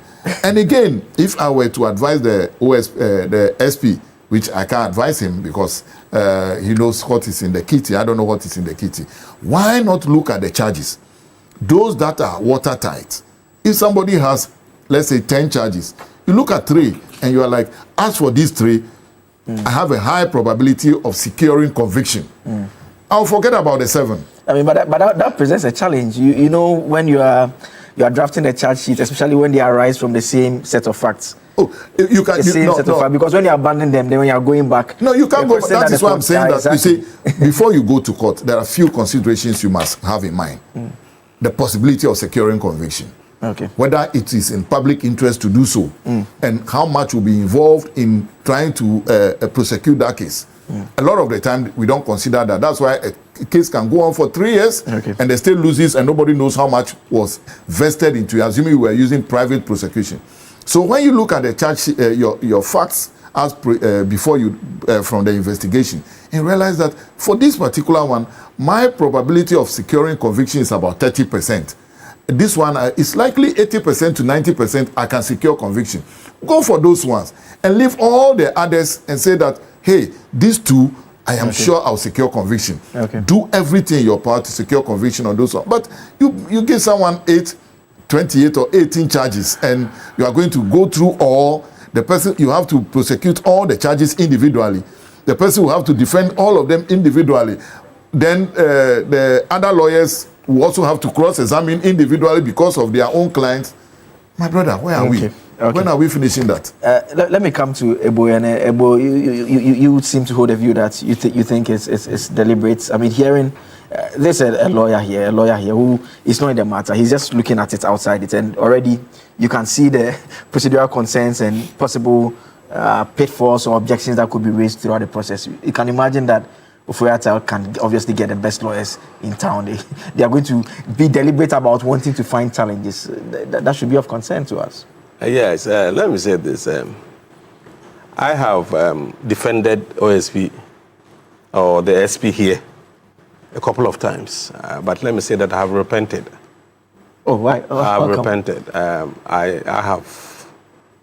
I'm disappointed in the way things have been done. Especially when he granted that interview to KSM and the things he said about the fact that he saw the man living and that he was helpless. And he refused to let us know that he saw the man living. But for that interview, he wouldn't have told us and wouldn't have known that at a point in time, he saw the man living. And if we have an office that was so powerless at the time the man was living, then why must that office exist in the first place? If you have an office that is handling some of these sensitive cases, but the person doesn't have the power and would have to depend on other offices to be able to stop the man from living, then why do we have that office in the first place? Looking at how things have unfolded, it appears to me may have been played. I mean, there's a game being played, and let's not. That's a street one. Yeah, you have been played. You have been played. Let's not kid ourselves. I mean, let's not kid ourselves. Let's 78 charges, and the way things have been done. Let's not kid ourselves. We are dealing with people, criminals who are very clever. And let me say this, that from the very beginning of his administration, Nana-Addo and his close associates had a game plan. They had a game plan to capture this state and loot it. And so every appointment they made, every law they passed, pointed to that direction. And the result is what we have before us today. And so let's not kid ourselves. We are not joking. We are not playing with people who are just thieves. They are clever thieves. And so when they are stealing, they make sure that things are done to cover up. And that is why we are still struggling. He's not going to come. You see, what we can do as a nation is that let's sacrifice MPP on the altar of Kenneth Ratter's refusal to come back to Ghana. Let's sacrifice the party. So long as he remains abroad, let MPP remains in opposition. Let's be serious in this country, because he was their finance minister. This man nearly collapsed SIC with his Enterprise Africa. Look at the things he's done in this country. So why must we joke in this country? You must sacrifice the party. If the party will not hold press conference, if they will not stop the needless press conferences and hold a press conference and invite the man to come to Ghana, to come and answer questions, we should sacrifice the party. They should remain in opposition so long as the man remains abroad. They will be forced to bring him because they would want power. We don't have to joke in this country. I am highly disappointed. I think that in our fight against corruption, if you're not able to bring this man down, it will be a very serious dent on our effort, because I believe he played a very key role. I mean, those of us, some of the information we have, we can't put them out right now. But the man was next to the president. And I believe, I've said it, there was no way Nana Akufo-Addo would appoint someone like Kisei Jabin to occupy that office without Ofrate's consent or input. There was no way. And so after having someone like Matanamidu and what happened, there was not going to appoint somebody who would come after them like the way Martin was very strict and all that. I mean, but we've heard the special prosecutor publicly states quite clearly the challenges and the fact that he's determined to deal with the matter. I said that people had a game plan. Which included the OSP. Don't joke. I believe the establishment of the office itself, the creation of the OSP itself was, if you like, was part of the game plan, the grand scheme. Why? Because right now, you look at the kind of cases the OSP will handle. Mustafa Hamid case, he has come out openly to say this is useless case. Look at other cases. What has he? I mean, all these years, what has he been able to do? Do you know the type of cases that he will handle and how he's going to handle it so that people will go scot-free? Let's be serious. I believe that office does not need to. We don't have to have it again. We should scrap that office. Because if Ken was going and you were so powerless that you could not stop him, then why must the office exist? Then you are powerless. So why must you exist? The Akufo-Addo created that office for a reason. Let me tell you, plea bargain was passed for a reason. They knew they were stealing, so hence plea bargain. LI 2462 was passed for a reason. They knew they were destroying the forest reserve, hence that law. I mean, the creation of the office, the same. The OSP's office was just with a small screen. I mean, we are dealing with people who were very smart, and they've looted this country like never before. Okay. And so let's not be kidding ourselves into thinking that we are joking with some ordinary people who don't know they are left from right. Yeah. So I have Prof, lost confidence in the OSP completely. Prof, confidence in the work that the OSP is doing? I mean, he said he was going to file charges before end of November. He's done greetings to our viewers everywhere in the world. And I want to start from statistics. You know, most of the time when there is confusion, I take a step away, just like the Tower of Babel. When we talk about statistics, I'm starting from statistics and I'll end at the OSP. Statistics do not prove anything. They are just based on probability, from data to samples, based on probabilities. And council talk about probability, that is why I'm starting from there.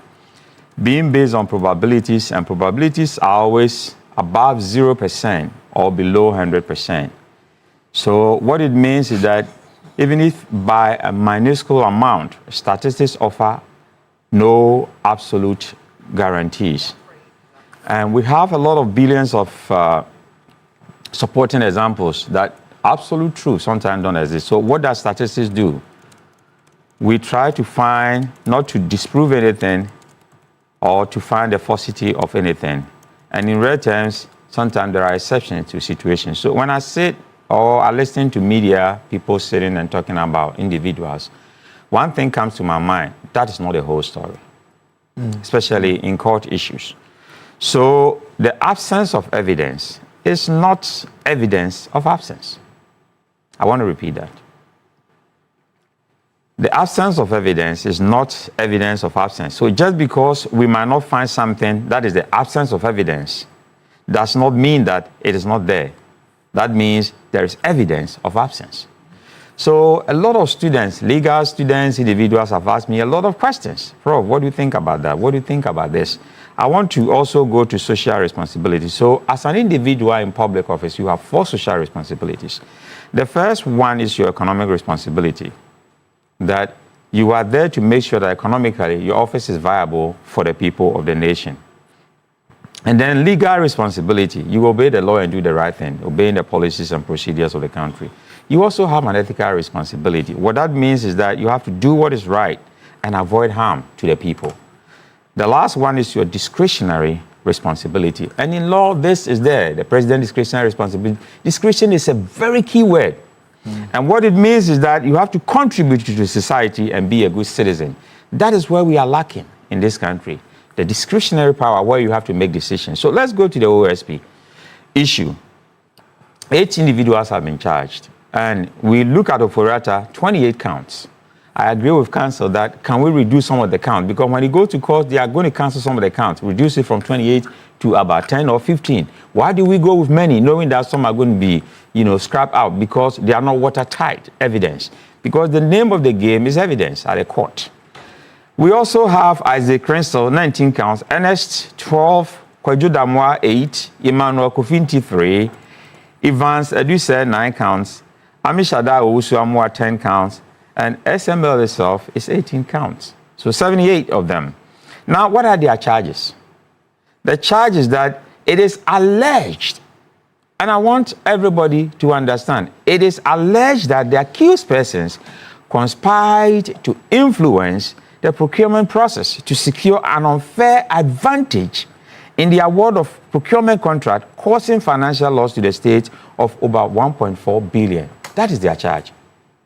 So if that is their charge, then they also have to tell their part of the story. Now let's go to whether the OSP is right in putting Oforiatta and the others to court.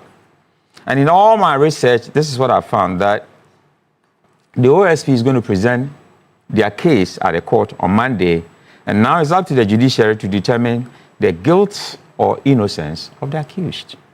So we can sit at the media and talk about many other things, but we don't make the final determination. It is the judiciary, the court, that is going to say that he's guilty, all of them are guilty or innocent, based on the charge sheet that we have with them. Now, I heard Frank Davis saying that he has not been served. I think that the OSP is a lawyer, a seasoned lawyer, and know how to serve him. So this should not be an issue that we should debate on. He knows where Oforiatta is, he knows how to serve him. He has lawyers who have been responding to cases that he's sick. We've seen letters. So they know how to serve him. That should be handled. Now we talk about proper investigation and prosecution. Has the OSP done a good job or not? It is up to Ghanaians to determine, and it's up to the court to also determine. I've seen people talk about his white shirt, the Bible quotes, and there's no correlation, there's no causation, there's no relationship between what somebody wears and then the Bible quotes that you say. Because if you look at it, let's judge the issue on its merit. I think that you cannot get anybody from US by force. I have lived there for 22 years. You cannot get anybody in US by force, except through the legal process. So if Oforiatta has a permanent residence, or the spouse is a citizen, or whatever it is, and you want to go through the process, yes, you have to go through the U.S. Legal process. Mashar, U.S. Secretary of State, you have to go through the Homeland Security, through the legal process. So let's go through the legal process. to get him here. Somebody asked me, why didn't we even, go to court and sentence him by absentia? Why didn't we, go through the process even in his absence? There are many processes that these legal people have to go through.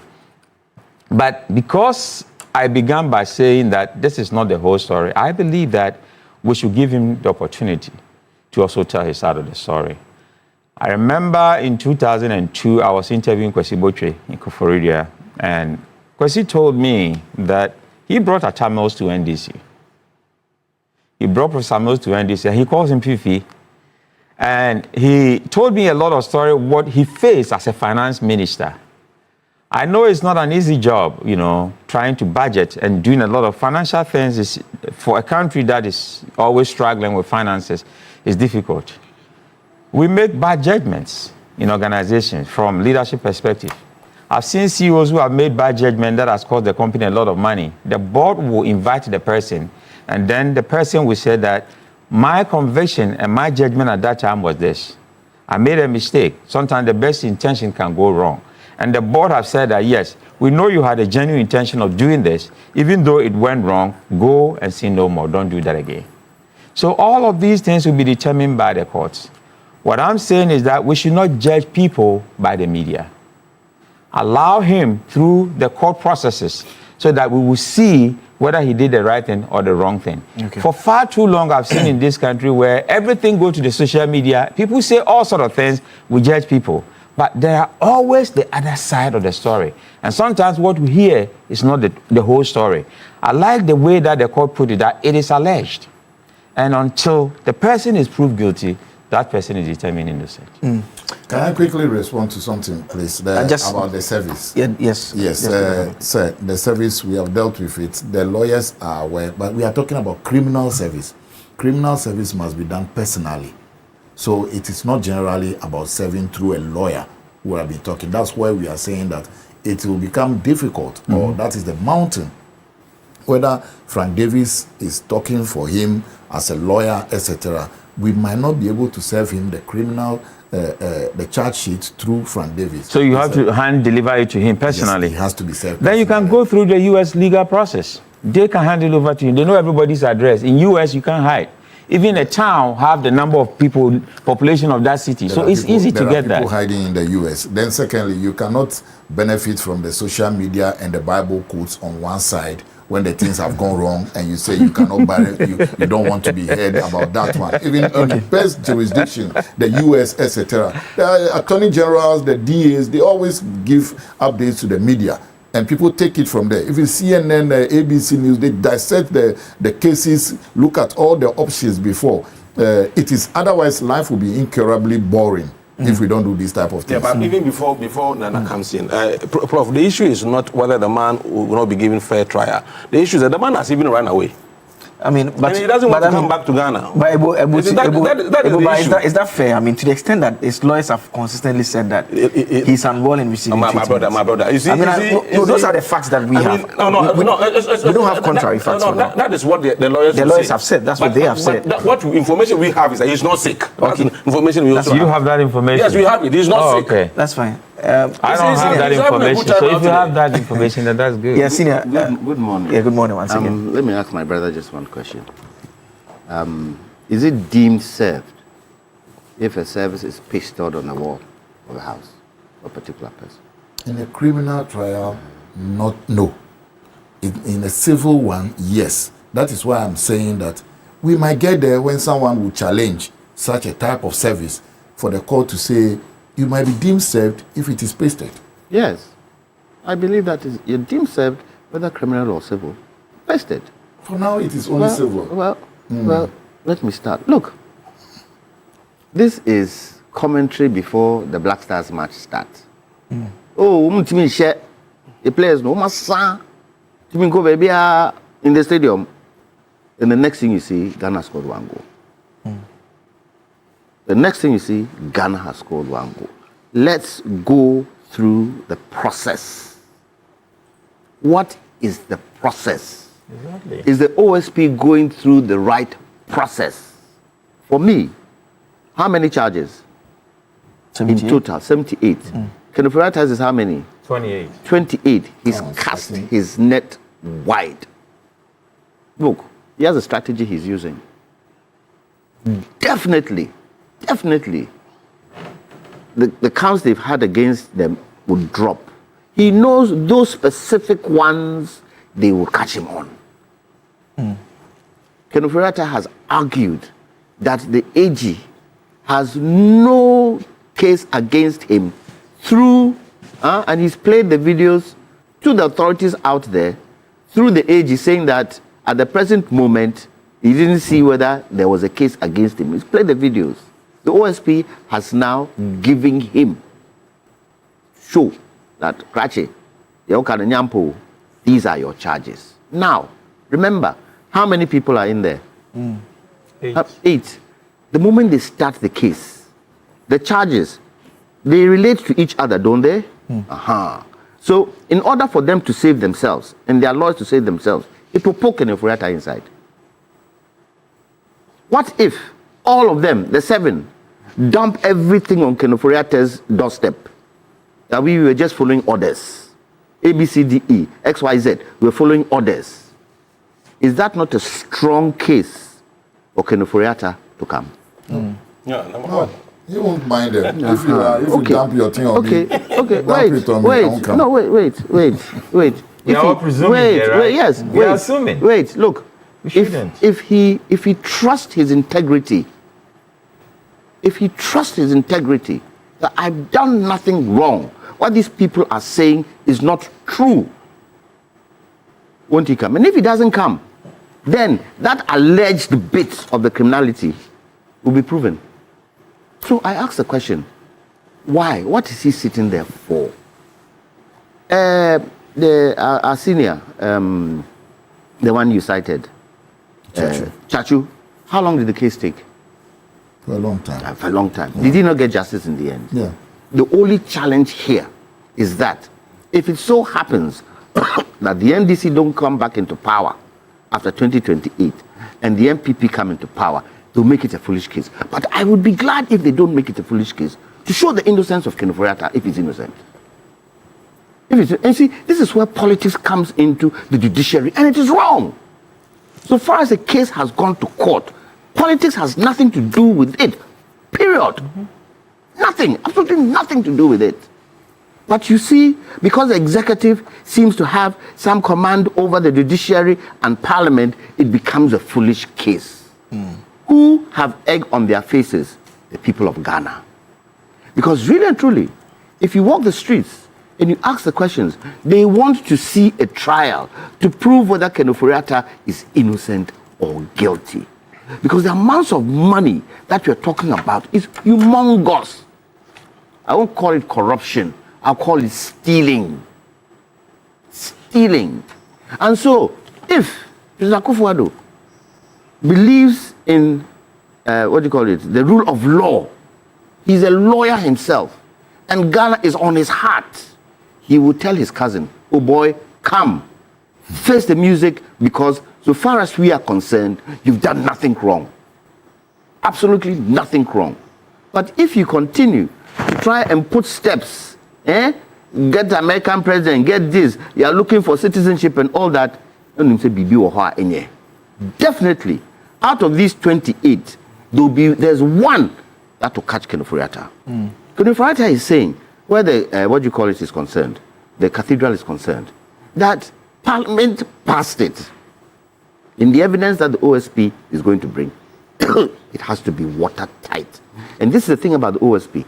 If the evidence he's bringing is not watertight and is brushed off, let's say out of the 28, 3 are things that he feels they can have against Ken Ofori-Atta and all the others, then his evidence should be watertight. But you see, we don't help. Let me give you one reason. The government has abolished COVID law, COVID levy. When the COVID levy came, what did we say? What kind of levies? Aren't people today asking government, why have you abolished COVID? Aren't they? Because they say, oh, we won't get the amounts of money, we don't have the money and all that. But a lot of people were dead against it. Some of those people who are saying these things were dead against it initially. I would want a situation where we leave justice, the judiciary, to handle this case. Yes, the wheels of justice grind slowly.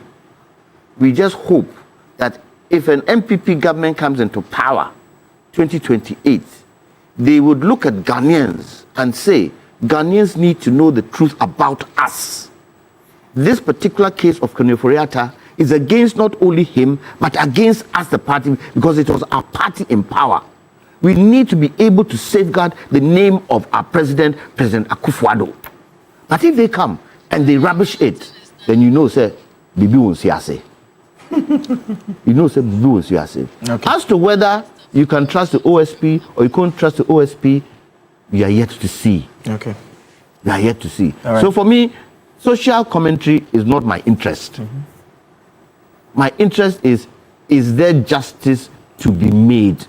Can Kone Ofori-Atta prove that what he's done is innocent? You take it from there. Simple for me. All right. All right. So, I mean, that's all for the Kone Ofori-Atta and the OSP matter. Like we did indicate, they'll be in court on Monday. I will bring you the very latest of what transpires in court. Let's now talk about domestic violence because of that disturbing story that caught the nation's attention this week. It's a video that went viral. We saw a husband whipping their wife who was naked and dragging her on the floor. I mean, a tenant in the house took the video. The video went viral. There were calls on social media for him to be arrested. Eventually, he has been arrested, and the other individuals, two other individuals, his relatives who had attempted to attack the woman who was believed to have taken the video, they were also picked up as well. And the police, the last time we heard the update, the Ministry for Gender have indicated that the woman has currently been taken to a safe space.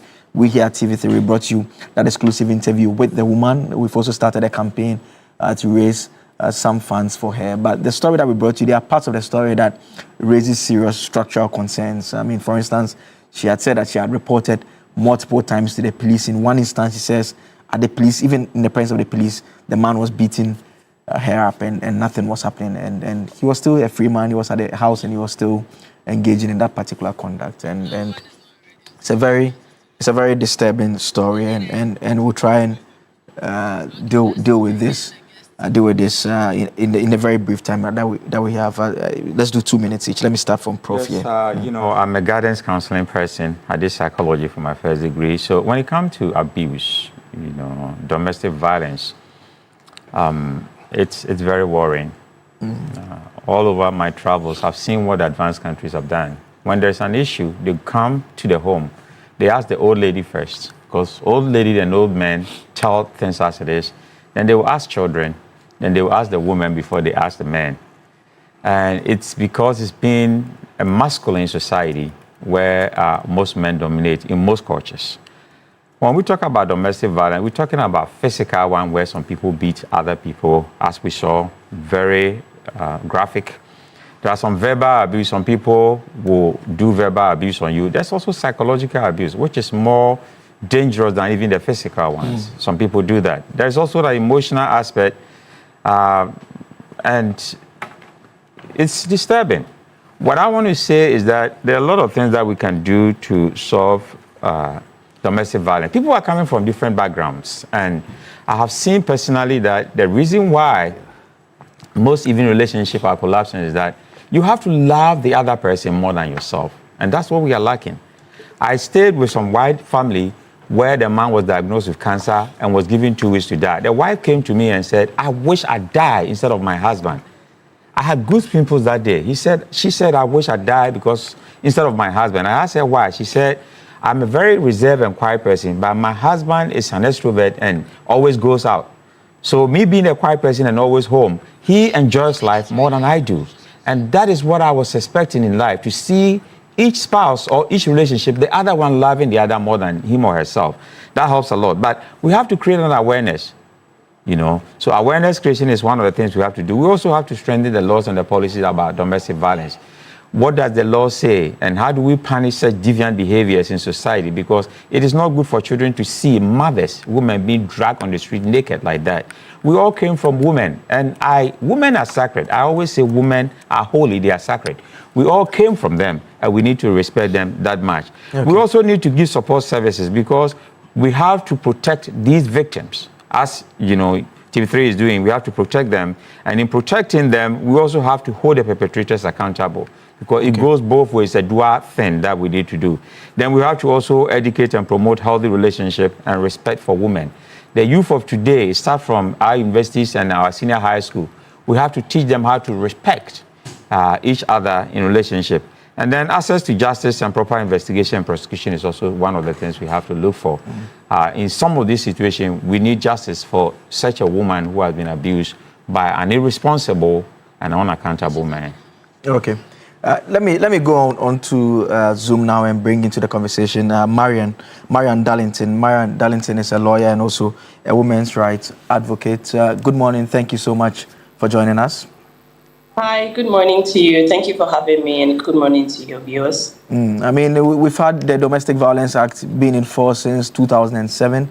Some of the stories that we are hearing from the woman about the fact that it happened multiple times, it had been reported, not much has happened about it. I mean, structurally, we have a problem. We don't seem to do much to protect victims of such violence, especially because this is a domestic one, relationship-wise, and all that is happening around it. The society can definitely do more. Yes, I mean, of course, looking at this woman's story, and I'm sure it's the same for a lot of other women who may have encountered domestic violence, especially physical abuse. The problem is not that we don't have enough laws. We do. We have amazing laws. The Domestic Violence Act is an amazing act. It gives several protections that are available to help protect victims of physical abuse. It doesn't even, domestic violence, it doesn't even limit it to spouses. It extends to even extended family or anybody that is connected to any person in the domestic situation who may be a perpetrator of the abuse. It also helps to protect the children in the domestic situation. So it is not just the spouse, or let's say that the person who is the direct victim of the abuse. So that act is an amazing act. Trust me, if we were to enforce that act, there's so many things that we can do to protect victims or survivors of domestic violence. The problem is the enforcement. That is the huge problem. Because look at this woman saying that I have been to the police station several times. It's not just one police station. 2 police stations, several times. Even one of them, in their presence, he was beating me. Can you imagine the people that are the institution responsible for enforcement to make sure that victims are protected? They are the very ones that are encouraging the abuse. Because it doesn't even matter that, they were there and the man was beating them. Let's even forget about that. But the fact that she's made a complaint several times and nothing was done. And she was not the only person who was saying it. The gentleman who was interviewed as her brother-in-law also affirmed that for one police station, they had been there for 4 times. The other one, they had been there countless times and nothing was being done. That is you perpetrating or helping to encourage the abuse to continue. And this man can sit somewhere and say, the police will not do anything to me. And this is something that you hear abusers say often. Police will not do anything to me. The police will not do anything to me. Sometimes you think that, maybe they are bribing. It's not even about bribe. But let's face it, DOPSU is failing us. DOPSU as an institution is amazing. The purpose for which it was created is laudable and I applaud it. But the various individual DOPSU stations, they are failing us. They are helping to perpetrate violence. They are not doing anything to make sure that the abusers are put behind bars. Some of the institutions are doing amazing. But look at this particular one that we are talking about. Aside that, the other police stations, they are failing us. There are other victims that I have clients who have come to me with physical, you can see on their bodies, the physical damage. They'll bring you torn clothes, torn panties or physical violence, they have gone to the police station, but nothing. Sometimes, even as lawyers, we would ask for police reports, and it's difficult. They will even tell the person to go back, they will not give it. So it's the enforcement that is the problem. That's one thing. And then there's the support. And support is not just by, like, as a state, we have to provide. Because yes, as a state, you have to provide. But it is you and I who know that we know somebody who is going through physical abuse or domestic violence, whether it is physical, whether it is psychological, whether it is emotional abuse, whatever it is. We know, we are aware. And we are not supportive. We are asking the wrong questions. We are asking irrelevant questions. We are not making sure that this person is seeking help. We are not letting the person know that it is not their fault, that they will be okay. We are not telling them that, hey, I am here for you. This is how I can help you. Instead, we are asking irrelevant questions. We are asking questions that will not help. When this woman's case came up, there were so many questions. Why didn't she leave? Why are you staying? What is making you stay? Guess what? She left. This is somebody who had left. She left. Look at what caused her to come back. So if you ask me, this is where we need to amp our resources, support, and then implementation. Okay. And finally, Marian, and if you deal with this very briefly for me, I mean, you are a woman yourself. What is that advice, one advice that you give women who find themselves in this situation? I would say that don't wait till it gets here. Don't wait. I know it is not easy, but don't wait. At the first sign, call for help. The numbers are there. 0800 111 222. It's so free. You will not be charged for calling. 0800 800 800 or 800 900 900. Call any of the numbers. You will receive help. The help is available. Don't wait for it to get here, and don't be afraid. And know that you are not it is not your fault. You are not the reason why domestic violence is happening to you, and you can get help for you and your children. If you are okay, your children will be okay. Don't use your children as an excuse to stay. If you are alive, your children will be fine. Know that, and please seek help. And us this morning, Marian Darlington is a legal practitioner, also a women's rights advocate, joining us here. Let me wrap up in the studio quickly. Theophilus, I mean, disturbing story there. Yes, very disturbing. I have few comments to make, apart from the condemnation that we all give. What is the police doing themselves now about the allegation against them that the lady has made several complaints? The police must be upfront and tell us what they are doing to themselves. If they are reporting themselves to the Standards Authority, they have set up police standards to be investigated. Number two, the Act also says that there must be established a fund to support things like this.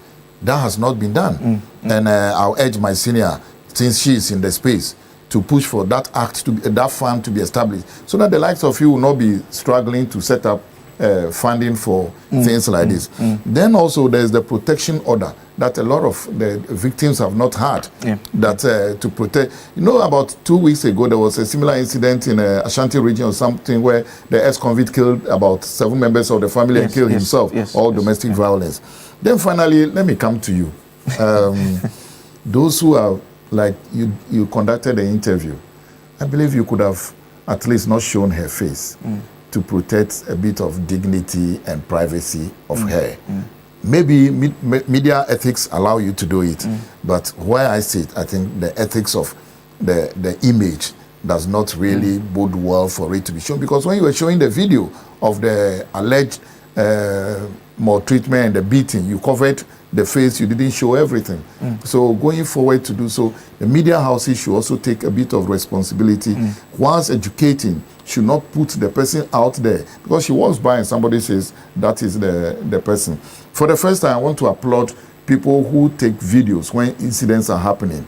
Sometimes you need to be careful yourself. You see that they wanted to attack the lady, and those who attacked the lady who took the video had been swiftly arrested and also remanded.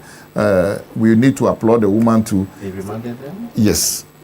They've all been remanded for abetting and conspiracy, something like that. Yes, for aiding the crime or something, because they went attacking. They went to attack the lady who took the video. So they are also in the house. They are also there. In the house. Also there. The people in the house went to attack. Yes, they are relatives of the man. Yes. So they went after her. Let's use the word the whistleblower. Yes. The one who blew the yes. They went to attack the whistleblower. All right. Yes. All right, I think that was a good wasteland. That's fine. That's fine. Yes. I think Marian took the wind out of my sail in respect of the enforcement bits. I believe that in this country, people do wrong things and get away with it because of lack of enforcement. We have the laws. I mean, you just look at our books, and you see almost every situation we have laws or law to cover it. But the point is that how do we enforce those laws? And that has been the bane. And so I believe that we need to make sure that we enforce our laws. And also, when you're in a relationship, whether marital relationship or just boyfriend-girlfriend relationship, please, when you see the signs, just walk away. I have one principle that if I meet you as a woman, before I met you, I didn't know you. And so if I have to break up with you and go my way, I'm good to go because I didn't know you before I got to know you. And so that should be it, because I don't see why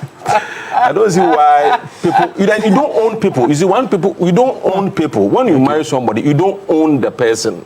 We need to understand that, and it cuts across. Okay. So if something happens and you see the signs, my brother, my sister, just walk away. All right. Just walk away. But before that, bro, let me do this before, because this morning I appreciated 3 people. There's one person, Jason. Do you know Jason? No. Have you heard about the bypass kitchen and lunch? Okay. That is where I do my things. And this morning I want to appreciate something that he did for me. Jason, shout out to you. Okay. They'll send you an invoice very soon. Yes. Sing a rapper for me. A boy is saying what? What was your last thing you said apart from Jason? Don't walk away. So you don't own anybody. You don't own anybody. Where is Pammy's cake? Let's have it. That man has no right to touch that woman. Absolutely no right to do that. Look, nearly 3 in 10 women, 28%, and 2 in 10 men, 20%, experienced domestic violence in the 12 months preceding a recent survey. 2, and this is the most serious bit about it all, over 120 cases of domestic homicides were reported in just the first quarter of 2023, with more than 65% of victims being women. The police, do they understand the law? The police, do they understand the law? The first report that was given to the police, they should have got a restraining order. Oh, they are they are custodians of the law. They are custodians of, and theirs is to protect citizens. And you said they shouldn't have showed the woman's face. Yeah. For me, I think it's best they show the woman's face, because then you find social media bringing all other people's faces on it, say that is the woman. Yeah, I mean, I didn't want to comment on it because there was a discussion that was had and an agreement was reached. That's how it was published. You see, has it spoiled her case? It has strengthened her case. It has strengthened her case. And that man, they should have shown the man's face. But the man's face was there. He's not a handsome man too. They should, He's saying it as it is. I'm saying it as it is. He's not a handsome man. That's coming for you. And the thing is that he went in, came out, and brought 2 sticks. Odinyansa, doesn't he have a mother? What is even more annoying to me, that there were people in the house, and so they are supporting their brother. They should all go to court. You have no right to touch him. You see, in a relationship, if the man has never touched the woman and the woman has never touched the man, and it so happens that on a particular day you had an argument and he slaps you or you slap him, it's time to leave. Nobody owns anything. It may be commercially, financially, she depends on this man. That's why I say, and I tell Ghanaian women and Ghanaian girls, find something to do for yourself. Don't depend on men for money. Find something to do for yourself. And let me say, men like women who can stand on their own 2 feet. They'll add to it. And so you get all these beatings left, right, center. Why? Look at the scars on the woman's body. Yeah. Look at the emotional trauma that she's going through. And he has a family. I hope the man has a father and a mother. What is it that she did that this domestic violence has been going on for all this while? And you are saying, did she go to Dopsu? Yes, she reported it to the police. No, before all this, she's been reporting. Yes. What did the police? How did the police advise? You see, this is where police commanders in the area should question their people. So this woman came to complain. What happened?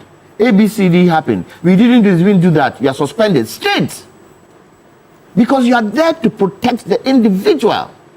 You are trying to tell me that because I'm Kwame Jantua, if somebody slaps me and I slap them back, I shouldn't report. I will report because I expect the police to protect me. Okay. We expect the police to protect everybody in this country. Let me end by saying this. Yesterday, I was driving up the road, last night, the Festa Royal Road. There was a heavy 4x4 in front of him. He was in the queue because there was a police checkpoint in front.